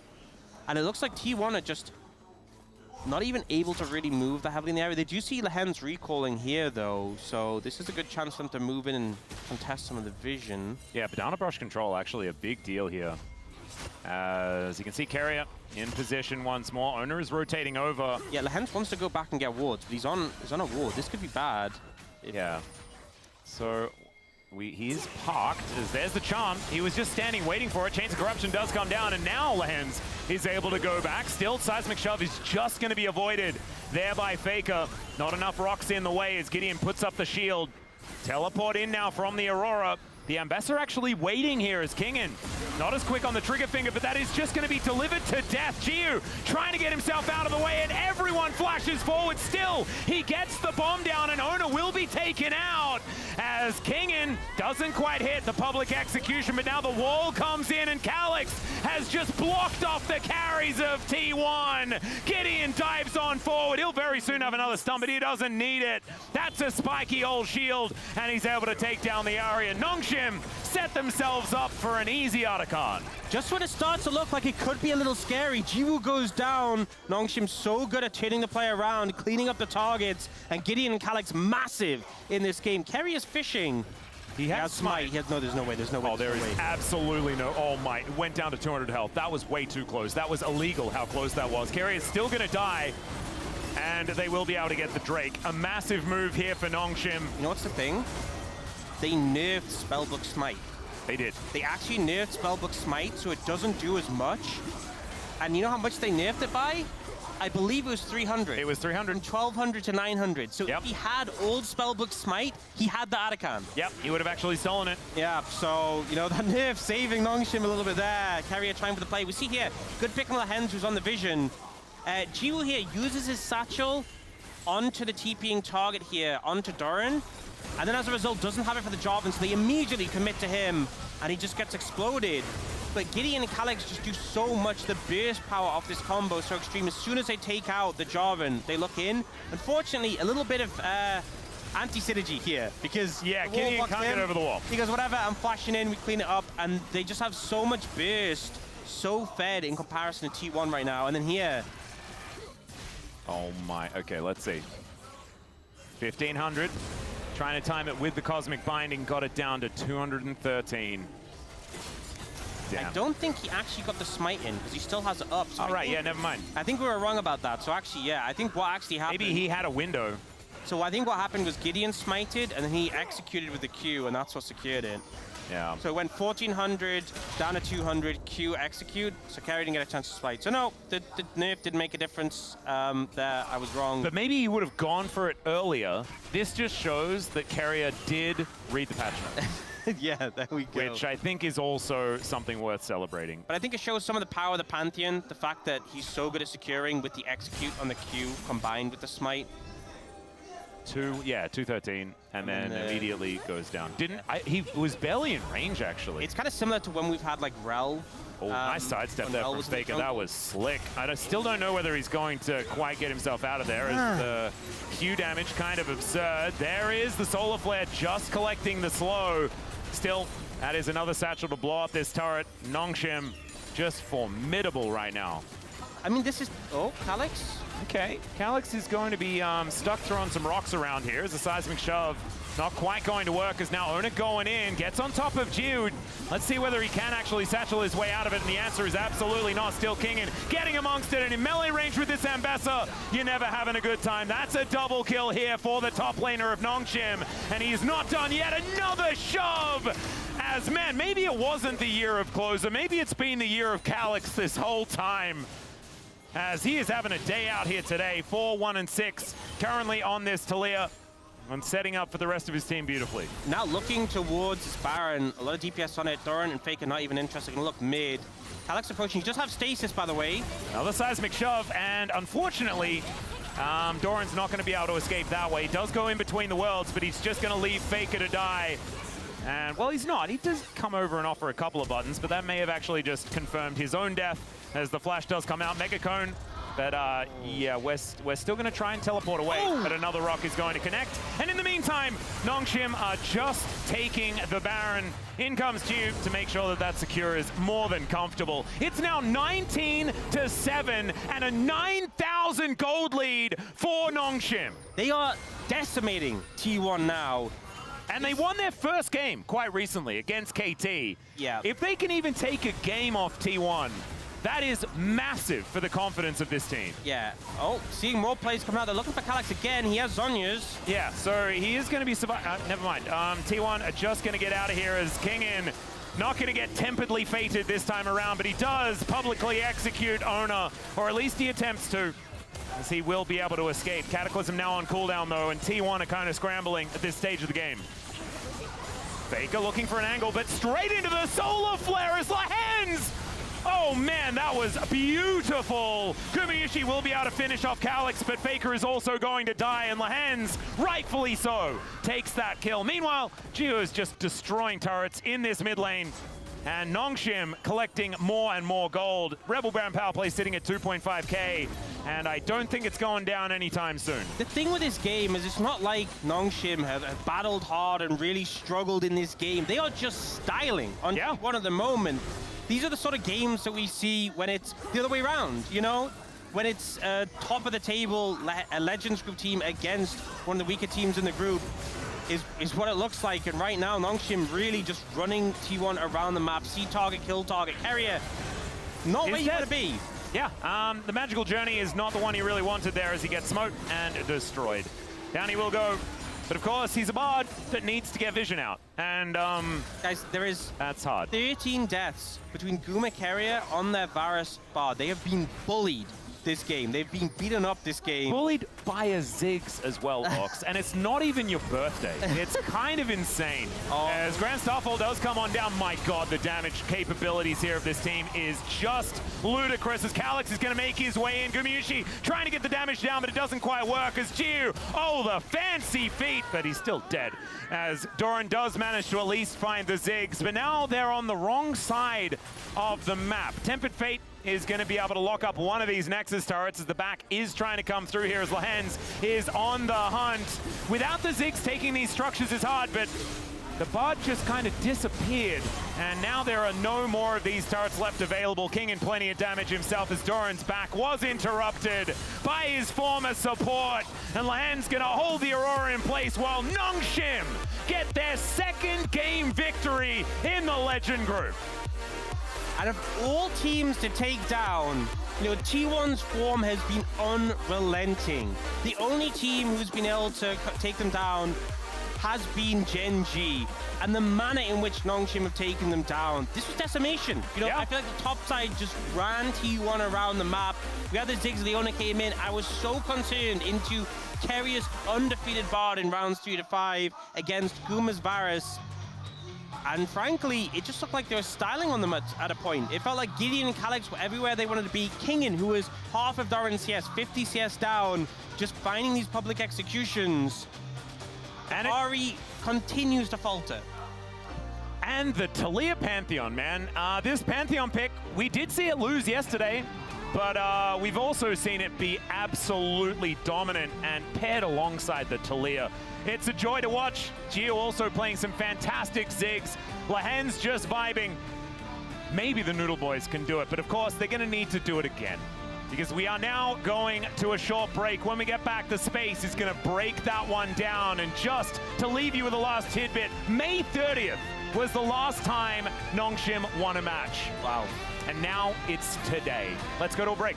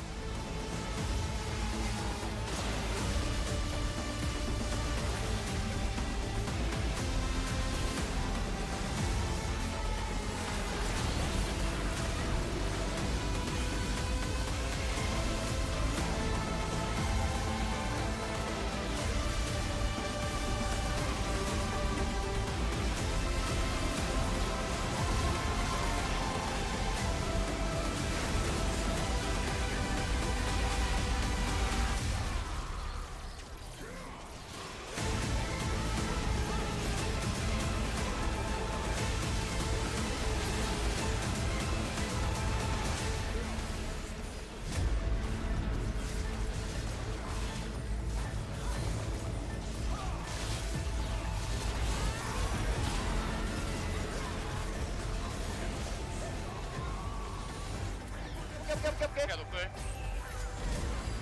볼게 얘들아 남았다 얘네 앞으로 뚫려? 풀 몰아볼게 야 뭐야 바로 아나 미드 가자 라인 살려야 돼 끝났어 바드 공격만 생각해 얘들아 끝났어 끝났어 야 오라 리콜 끊어 아리 거부터 얘들아 우리 3주충이야 끝났어요 형님들 형님들 끝났어요 걱정하지 마세요 뒤에 거 아리 끝났어요 아래 거 집만 끊어줘 쉬워요 끝났어 야 잡아 노플이야 나 스킬 없다. 나 스킬. 어려. 나 KD 이거 나이스. 다음 판도 화이팅이요. 가는 거야. 이거는 말 안 되긴 해. Else, they are one game away from taking down T1. That could be that other series. KT was unable to finish it out against HLE. Yep. That gave them the window, and now is the chance to close it out. They are on red side for the first time this series. We'll see if they'll be able to do it. I think last game, it really was about that mid jungle, so I'm hoping they can get Gideon and Calyx a strong combination. Kingen, don't put him on tanks again, right? The Ornn is gone. I don't want to see you stick him on Sion, put him on a carry. He was in a bad matchup. He was really far behind in farm. Did it matter? Nope, not at all. So get him on a carry. Yep, I also think Calyx, just keep doing what you're doing, buddy. Oh, Absolutely yeah. fantastic. Look at the grin on his face as well. Oh, they're trying to force a Rise ban here. Well, it's likely to be happening, but it depends. What does actually sneak through? Something Nico? like Nico is Yeah. what we're probably looking at. I don't know whether Nongshim are that frightened of a Rise pickup. So I could probably see them just banning the Nico here instead and just saying, no, we'd prefer it if Keria did not have that champion, as Gwen is going to be the ban instead. I actually think this is even better because the Gwen was kind of unanswerable.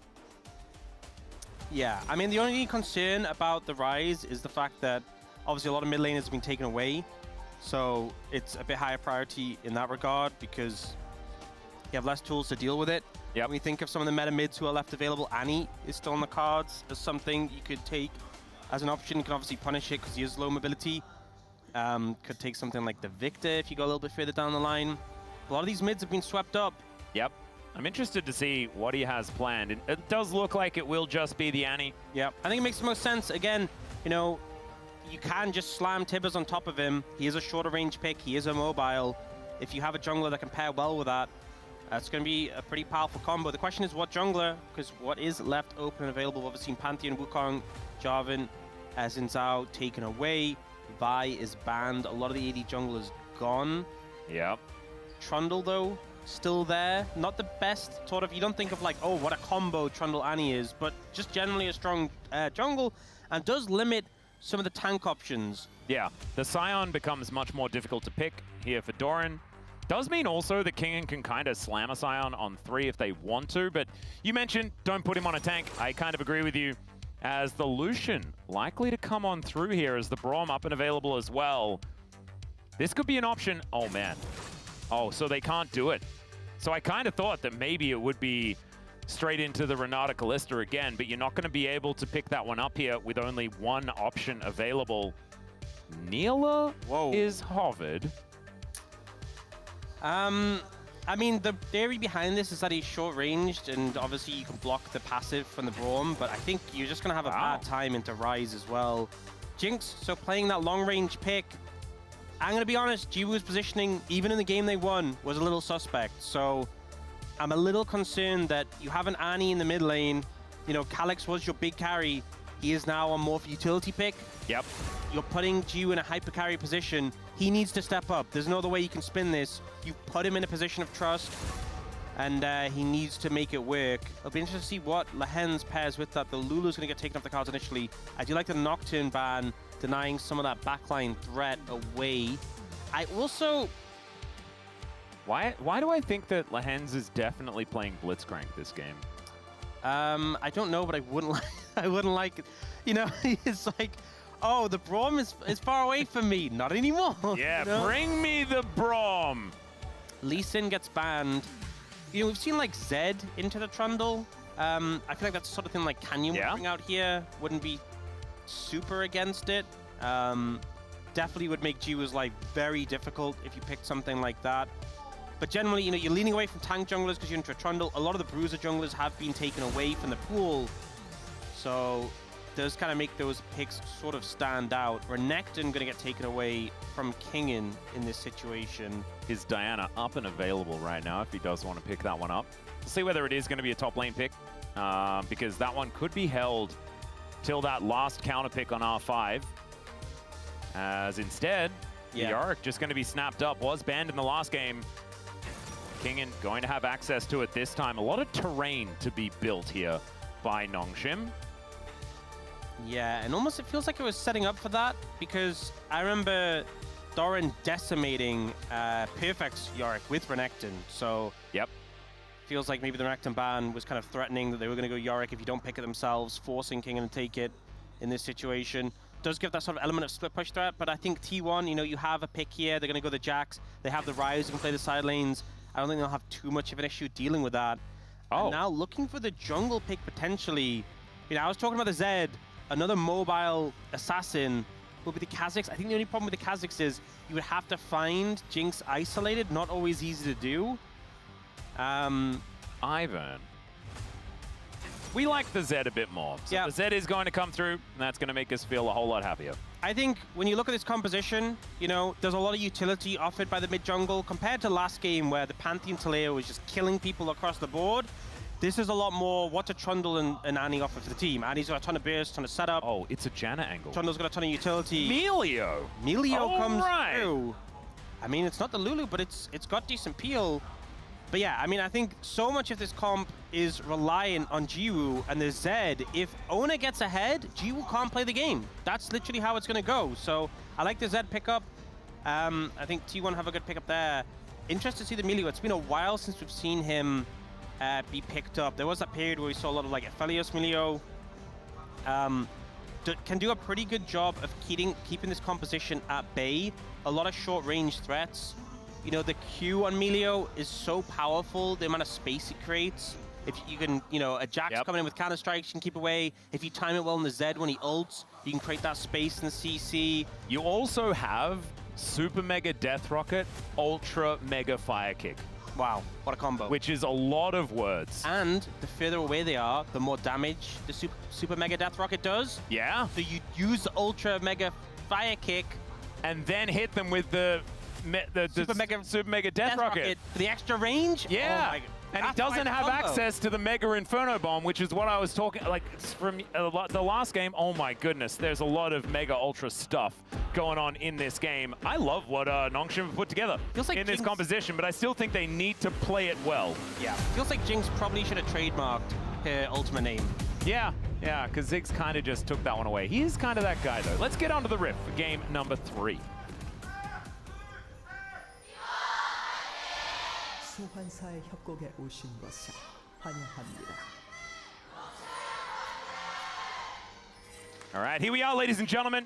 We are ready to see whether Nongshim can do the unthinkable. Well, I guess wasn't Ziggs first? Was he? Was he? Who was first? I swear they came out at very similar times. Oh, We'll have to look that up. This is when Yeah, let's look we haven't it been up. playing enough LOL. Yeah. Jinx release. I think Jinx she released in like 2012? 2013 in October. Hey, when's Ziggs? Oh. When did my life just get infinitely better? 미니언들이 Ziggs release 생성되었습니다. date is 2012, February 1st. So Ziggs did come out first. Okay, there we go. By about, like, by a while as well, actually. Over a year. Okay, well, there we go. So Jinx was the copycat, and then Yeah. Milio copied, much later. Yep. Very, very much later. All right, Calyx now looking to put a bit of pressure onto Faker here in this mid lane, but I imagine the Rise is going to be feeling a whole lot better in this game, especially in comparison to game number 1, but also game number 2, where the Talia did have a pretty good time. Here on this bottom side, you might think of like, oh, it's like ranged melee and stuff like that. If Keria ever manages to land a good Q, it could be really problematic, but as you can see here, level 1, Nongshim are playing it pretty well. Yeah, level 1 is so rough into this. Just the range, the Jinx, and also just the Milio, the fact that you have the 2 charges of the shield. Oh, Play Garden around. Blaze dodged beautifully there as well. As this is also probably going to be a little bit of a rough one Wait. for T1 as well. Do you not feel like that Yorick skin looks like Nasus a little bit? It does have a bit of a Susan-y vibe. Like a little, like a short Nasus. Yeah, it's like it's a chunky Nasus. Like a different dog breed. Yeah. And we always thought that, there were only 3 dog breeds in League of Legends. As it turns out, there might be another one. Because there's obviously Pugmore, Yep. and there's the Corgi that Corki rides, and there's Nasus. What type of dog is Nasus? Are you good in dog I think breed? it's like a Greyhoundy type vibe, because he's got the long face. Greyhounds kind of have the long face, right? Is there an Egyptian doggo? You can't ask me. I've had cats all my life, and when cats, it's like, what breed is your cat? And you're like, oh, it's orange. cat. No. Our cats, we had a Persian cat and a Turkish cat, Oh. which is pretty cute. The Persian one was a really imaginative breed name, which was called Persian. Ah, yes. Yeah. Yeah. And the Turkish one, really imaginative as well. Turkish long hair. Oh, okay, so I thought you were just going to say Turkish, and I was like, wow. No. No, Turkish long. I think that is to differentiate Yeah, I it do from know- the Turkish short hair. There is British short hair. It Yes. feels like there's a lot of just That's short hair, long actually, hair. that's Yeah. Valdez's cat's breed. Oh, there we go. Yeah, or one of them, Charlie. Okay, here we go. Egyptian dog breeds include ancient types like the Basengi, Greyhound. Greyhound is actually, Hey. that's kind of crazy. There you go. Bison Hound, Pharaoh Hound. Pharaoh Hound probably sounds like that's Nasus. We can stop the tape there. Yeah. A Whippet is Egyptian? I didn't know that. Kind of interesting. A Saluki as well, which is just a very cool name, which I wanted to read. And they were depicted in ancient art, as well as more modern breeds like there's a bunch of modern ones. We don't need to really care about that, because we know that Shurima is all about the ancient ones. As now, we've got some Flame Chompers that didn't quite work here for Jiu. What was that gap? Has that Braum lost weight, He's definitely been doing his crunches. All I'm going to say is Santa Claus is normally quite thick and jolly, and he slid through that gap. He I mean, did. he does slide down chimneys, so it makes sense. But, He's a bit magical like Yeah. that as well. Or maybe it's just that the modern times, social pressures are really getting to even Santa. that's so sad. Yeah, it's It crazy. did not look like there was enough space for him to get between the Chompers and the wall, but he did, and managed to evade the gank there. I think maybe would have just had to ban Flash if they'd got there in time. Oh, we've got a picture of the Pharaoh Hound as well, and I'm going to say that that's pretty Nasus. Yeah, I think I'm locked in on that. Yeah. Final answer.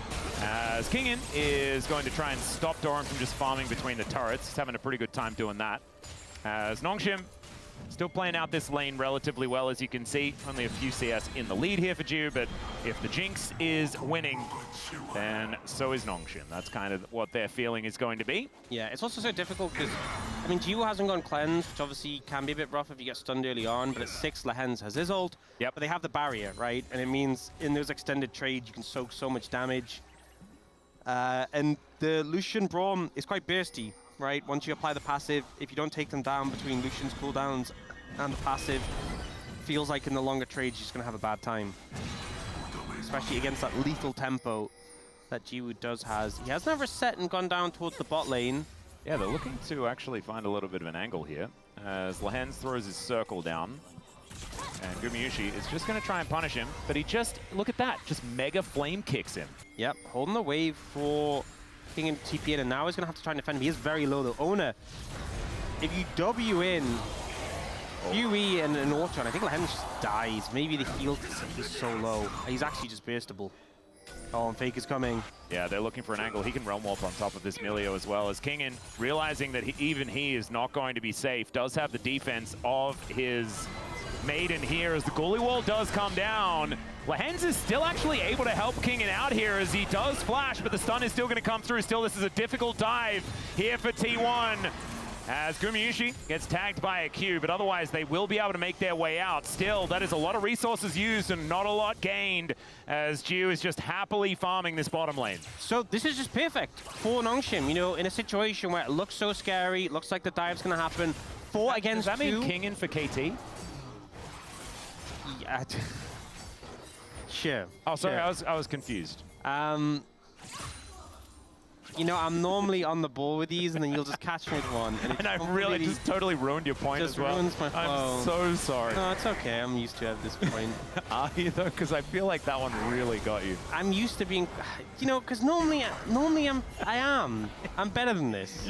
It's very true. But you were trying to make a positive point about Nongshim as well, and already that is like untreaded territory, as Gumayusi trying to catch up to Kingin here, and Kingin is very dead. That is going to be a kill going over to Ona. Faker is also dead in the mid lane though, so that first blood will be answered immediately here by Nongshim. Yeah, there's the pressure you can put on the immobile rise. The pillar comes in, cuts him off completely, and Calix is there as well. But I was going to say, it was a great play defending the top side despite how low Lehens was. Obviously, Jiwoo got some solo farm, but then unfortunately, Kingin oversteps and gets punished, was very deep in that position. And now Doran getting a ton of gold here. There's alone time, Jax on a tower. Yeah. Satisfying sounds, but this is not so satisfying for Kingin, who was just closed in on here by T1. Not a whole lot he could do. Yeah. But in return, I mean, this is just so easy to set up. The pillar there as well is such a bad spot. You know, he gets a phase rush, which is actually big into the Trundle because it gives you the slow resistance as well. But it just doesn't matter because he has to run all the way around the pillar. Yeah, the pillar placement was just perfect there from Gideon. So very, very well done. Actually, no perfects on KT. Ah, dang it. We just established that. I know, I keep running into it. Yeah. Could be a weird trade though. As Guliwal going to trap Gumayusi momentarily, as Carrier once again going for the wraparound. Kingin's used to this one by now, but unfortunately doesn't have much of an answer. There is still an army of ghouls that are in position, and they're not going to quite finish this one off, as now Doran trying to keep himself alive, but he'll actually find the kill under the Trundle. Even if he dies for this, it's still worth it, but he's surviving for so long.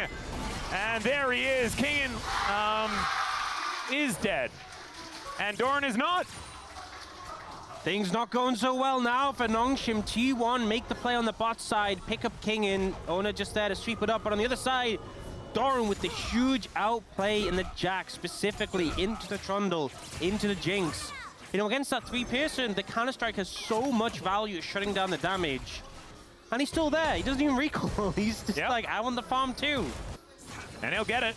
I don't know whether the plate does actually go over to Jiu here, as Calix, now getting himself into position, finds a cheeky little stun, as we're going to see this from Doran's perspective. I mean, it's just the Counter-Strike value so big. You know, they just can't do any damage to him when it's up. Goes for the burst onto Gideon there. And then just the extra resistances from the ult, able to kite it out. Faker comes out of cover. 애니 풀은 Man, Beautifully played. gorgeous. Stayed calm as well. You could see wasn't exactly manically clicking or anything like that. And the Knew thing is- exactly what he needed to do.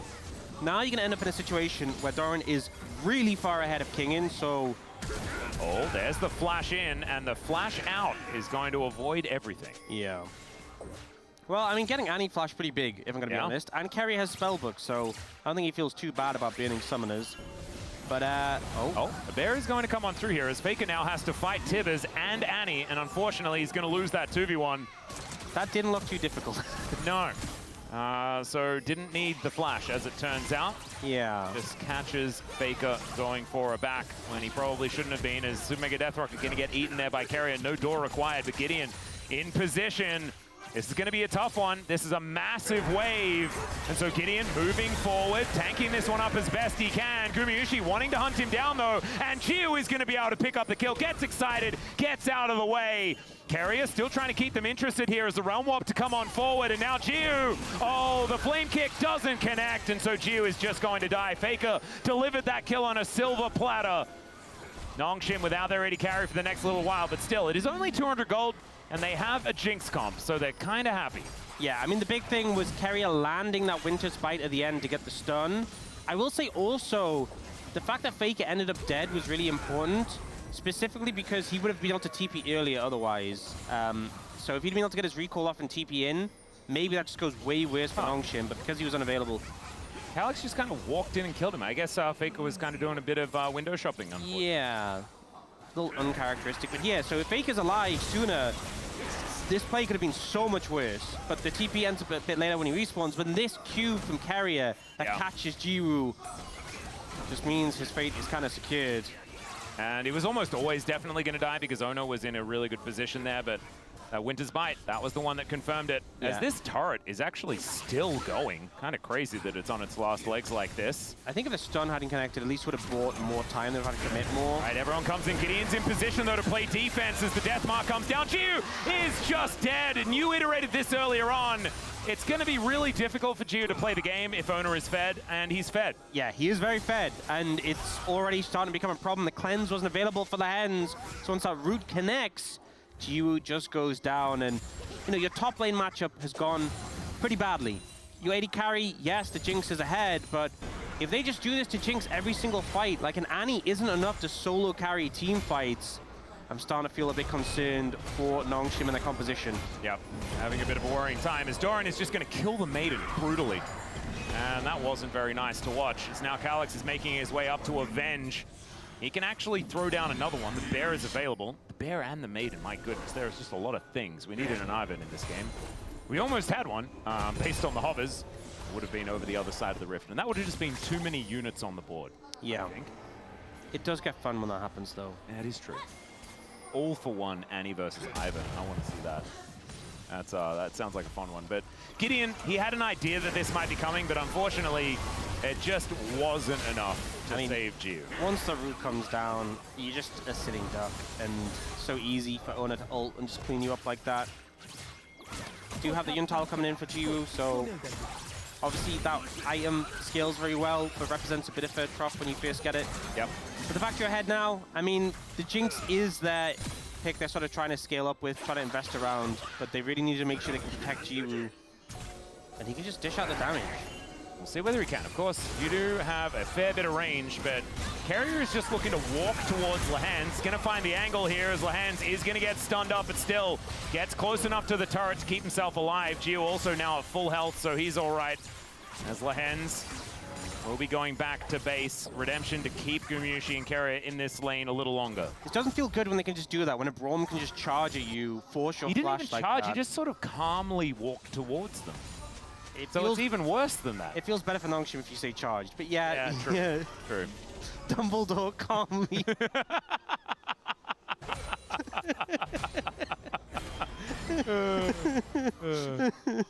Perfect. Still, T1 have a 2,000 gold lead at this point in the game. And, oh man, it's just so rough. I keep going back to what you were talking about before, and it's Owner is fed. So does that mean that it's impossible now? Is there still hope? There's still from hope. the Nongshim side? It's just hard. I think I would feel better if top lane hadn't gone so bad as well. Yeah. That's something a little bit of concern. But the thing with Zed is even if you are fed, if you get, you know, if Lehens lands a Q while he goes in for the ult, that can be a big turning point in a fight, you know? Super Mega Death Rocket does absolutely nothing. That could be problematic here, but the Winter's Bite will be avoided here by Ju. He's starting to do some damage, but look at this. Yeah, Deathmark, you're dead. And Owner is going to do it again. This is what we were talking about. And the flash forward, he wants another one, and there's the double. Had the shadow prepped and everything. Oh, God. Every time one of these kills comes in, it just makes the game more and more impossible. As Calyx is looking to try and catch Faker on the rotation, but who's catching who at this point in time? As he's got a dash cannon. That's kind of cute. Oh! And Faker just blasts him back. There is Gideon turning up, though. Calyx is able to walk this one out. The counter-strike to be used onto Tibbers as Kingin comes on over. There's the Glacial Fissure, and now the culling is just going to mow down the Maiden. In goes Doran. He's unable to finish off these kills as the kick does come back through, but they can't finish anyone off. Nongshim are at least keeping themselves alive now, but the door goes up and T1 go out. Maybe if that sort of fight happens when Jinx has a couple more items, you could see the reset potential coming in. There's just not enough damage, and people are still just so wary of going in and getting blown up by the base potential T1 has. So, bit of aggression there from T1, doesn't really get punished. Nope. They're even further ahead at this point in time. 4-0-1 on this Zed jungle. And Owner, it sort of looked like they were thinking that they could kill him, but it was a Melio and a Trundle. Yeah, and Faker just runs up to Jiwoo, who's like trying to poke, and he just runs from his TP, ease him, Owner just jumps in and kills him. And it's that easy. And in this play, that was slick. That was very clean. Yep. As Owner is then well and truly out of it. Calyx then seen on this ward. So Faker actually knew exactly what was going on here. So Carrier was already rotating over. Information was there for Calyx as well. And now he knows that he just has to get the heck out of there. But Faker with the blast cone tech. Very, very nicely played. Still, not enough to actually get the kills. But unfortunately for Nongshim, another flash now has to be invested by Ju. Well, I believe what he did was he walked up the mid lane to the middle of the map. Yeah, don't do that. Oh. Don't do that. You know, not having the flash now on this Jinx, next 5 minutes are going to be hell. I'm just telling you now, Jiwoo, you're not going to have a good time. Oh. You ain't already having a good time. You're going to have a worse time. Well, Calyx just walked towards Doran. Super Mega Death Rocket connects onto Owner and does nothing at all. He's got 2 items. Yeah. Jeepers. Those are some good items, too. Yeah, they are. They will certainly get the job done.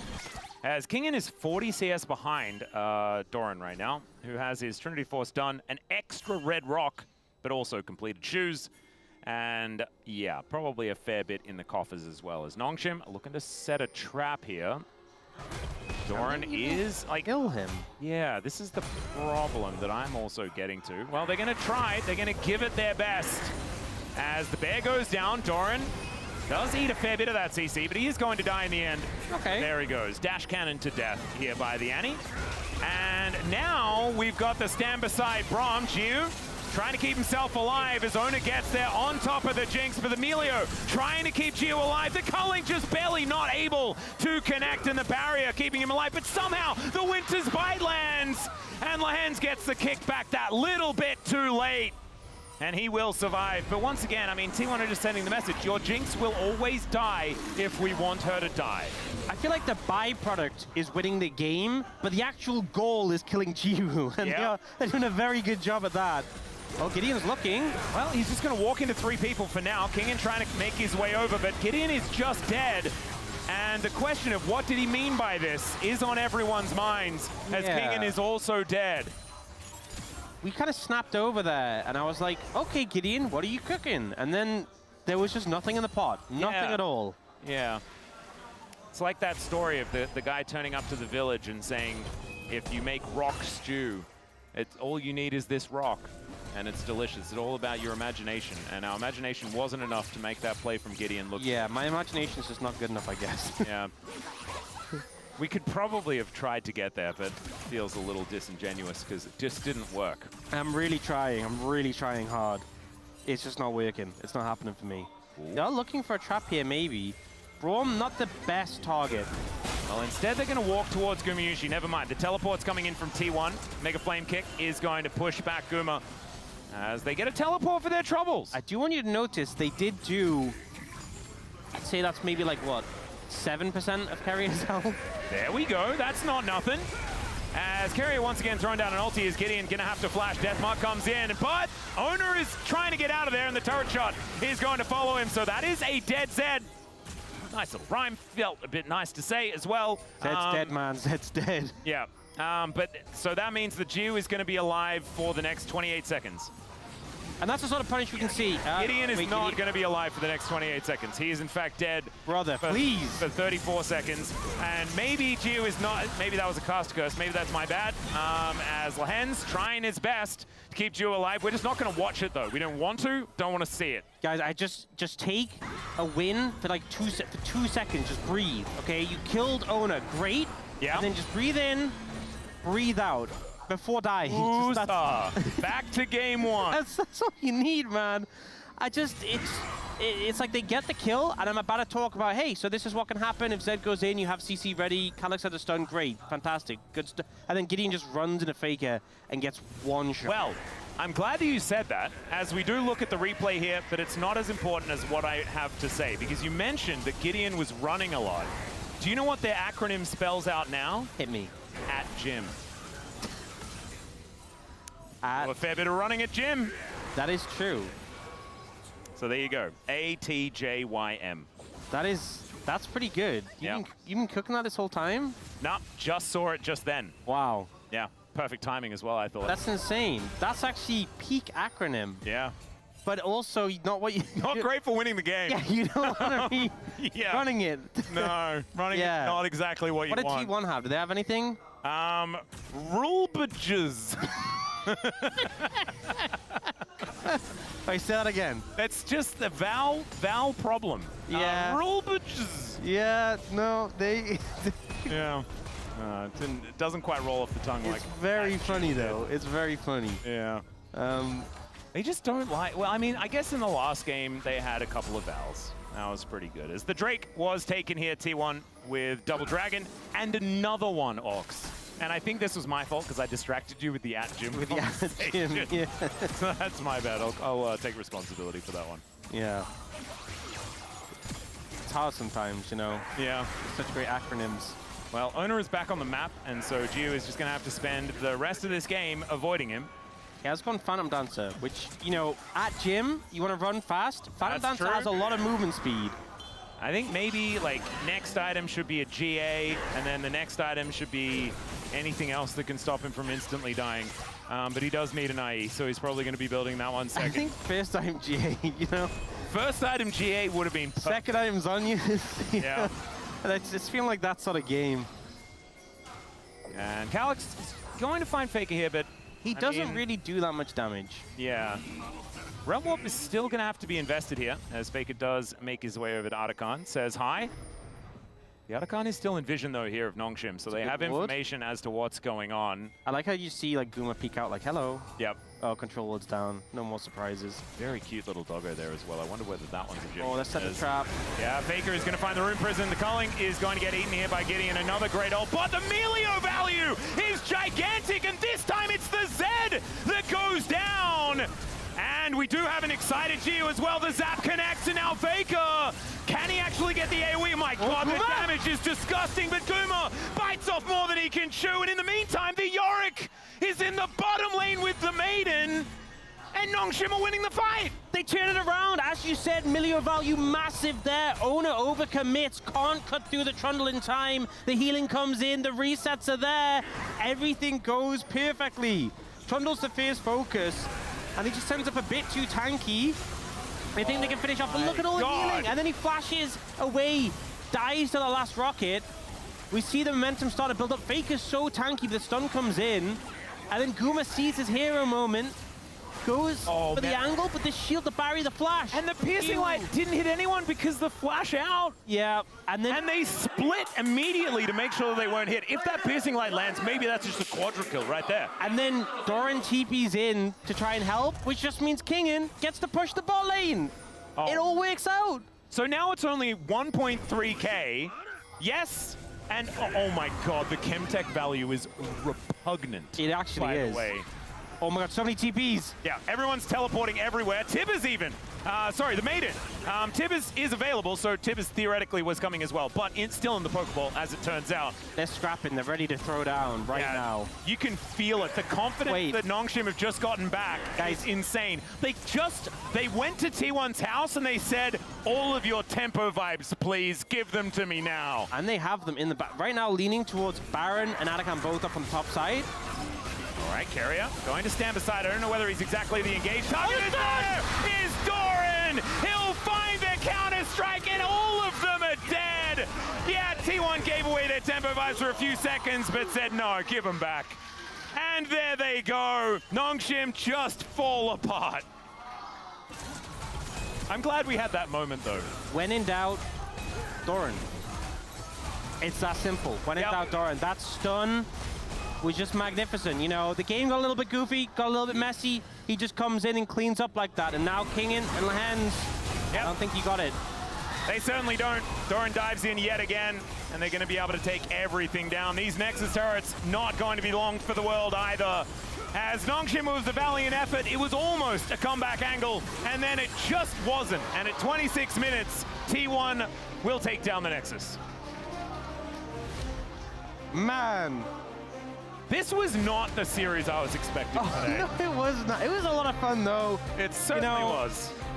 Nongshim were at gym, and T1 Were rule book bitches. they did so Rule much. bitches. They did so much of that. Yep. It was a good time, right? And I think ultimately we saw it's hard to judge too heavily, right? Because T1 do bring some of that goofiness, and I think we can't just hand wave any of the mistakes they make, right? But there was definitely, I think, some moments in Game 2 in particular where they were doing some limit testing. But I think Nongshim are definitely showing up and showing that they are still here to fight. And regardless of whether they can make it into playoffs or not, or whether they're going to play-ins, they are still going to be in this tournament. No matter what, they're still going to be in this tournament. And it's good that we're seeing better form from them. Calix in particular had a phenomenal day. So he certainly did. Credit to him. And, you know, I think the thing is, T1 fans, you turn up, and a lot of time you just get a 2-0, so at least you got to see your team play a little Exactly. more. The amount of value in this particular T1 series, much higher. So that is fantastic. And the other thing that's very, very cool is this is set up for the next Gen.G versus T1, and guess what? The score lines are exactly the same. It's What also are you scheming? it's also my fault, by the way. What have you You know, I said Priscilla was here today. Yeah. She was watching the series, and I said, gonna be a quick day. I said that one to my wife as well, not gonna lie. It was the double. I said, you're not gonna be here for a long time. Yeah, but do you know what I said yesterday? What? When I left the house, I'm like, sorry, babe, I'm gonna be back home by midnight. This one's going forever. And guess what? It went forever. Yeah. So maybe not always our fault. Yeah, sometimes it's the caster curse, sometimes it's just a prediction, and every time it's our responsibility, and we need to be better. Yeah, this game was chaotic. And again, for a lot of it, it was Nongshim on the back foot. You gotta remember, T1 had a good amount of control. They were really putting the hurt down on a Jiwoo.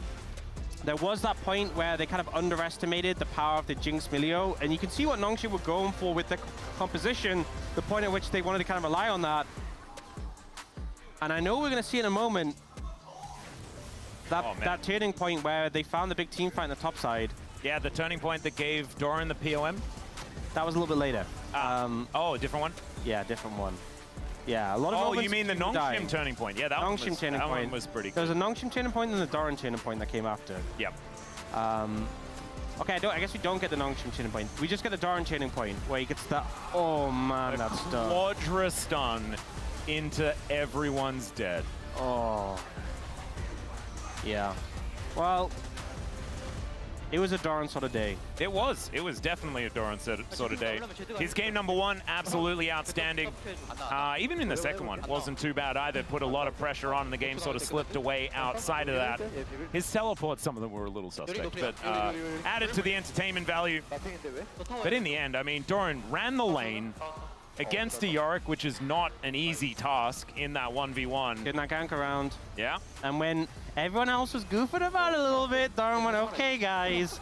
Yeah. Let's not actually. You guys feel free to have a bit of fun, but I am walking away with a W, and absolutely he was. Let's have a look at some of the damage numbers. Gumi did a lot. He's the one who, when everyone's messing about, he's like, okay, guys, we actually do need to get the group project in. Yeah. I don't want to fail this class. Yeah. Okay. I never really liked that guy. He is a great person to have on the team. Okay? Yeah, really good if your aim is to pass. Yeah. Not if your aim is to have a good time, you know? But still, that does mean that T1 does pass. Doran does pick up player of the match. I'm fascinated with the fact that he only has 300 POM points. I guess Carrier has been taking a vast majority of them, as he is currently leading in the POM standings for T1. Owner is also there, and I guess that's understandable because of the early couple of rounds that he did have. We went through the early, it was the Owner era, and then we went through the Carry era. Maybe it's the Doran era now. We don't have much time left in like the round, it's just round 5, but maybe it's time for Doran to pick up some POMs. He is going to be making his way out now, so we'll have that interview with Doran pretty soon.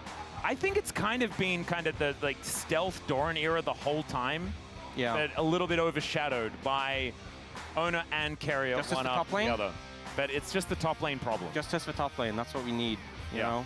So Justice for top lane was happening earlier on. What did we get? We got Rich, got the POM, immediately followed by Keen, I'm pretty sure. Yeah, they got it immediately afterwards. Gorgeous stuff. And now it is Doran, Justice for top lane, continuing. Time for the interview. Thank you very much, guys. This is Dear for the POM interview translation, joined by Doran on the side of T1. Congratulations. Thank you. You went to a series against Nongshim and came out on top. How do you feel? We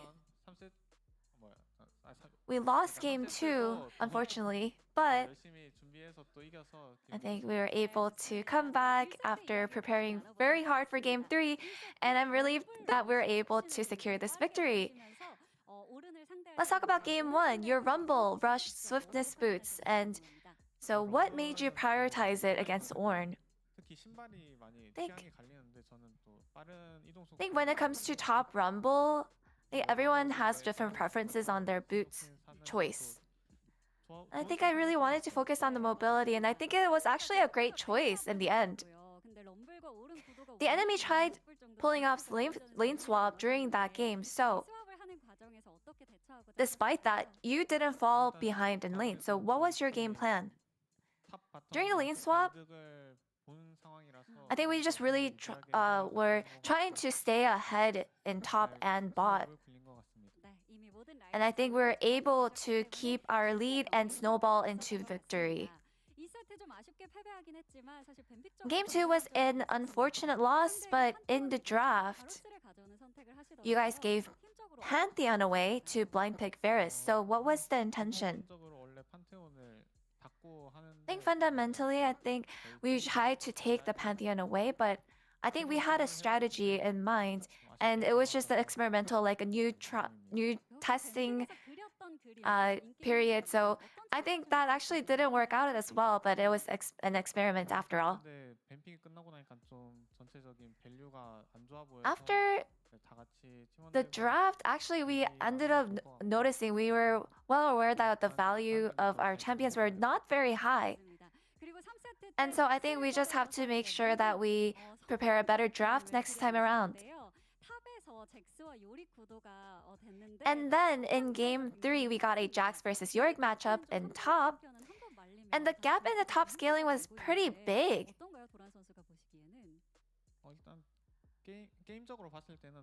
And what did you think of the matchup? I think because we were able to take some advantage after the swap, it went pretty well, but against Yorick, which is a really good laning champion. When you lose in the beginning, it's really hard to come back.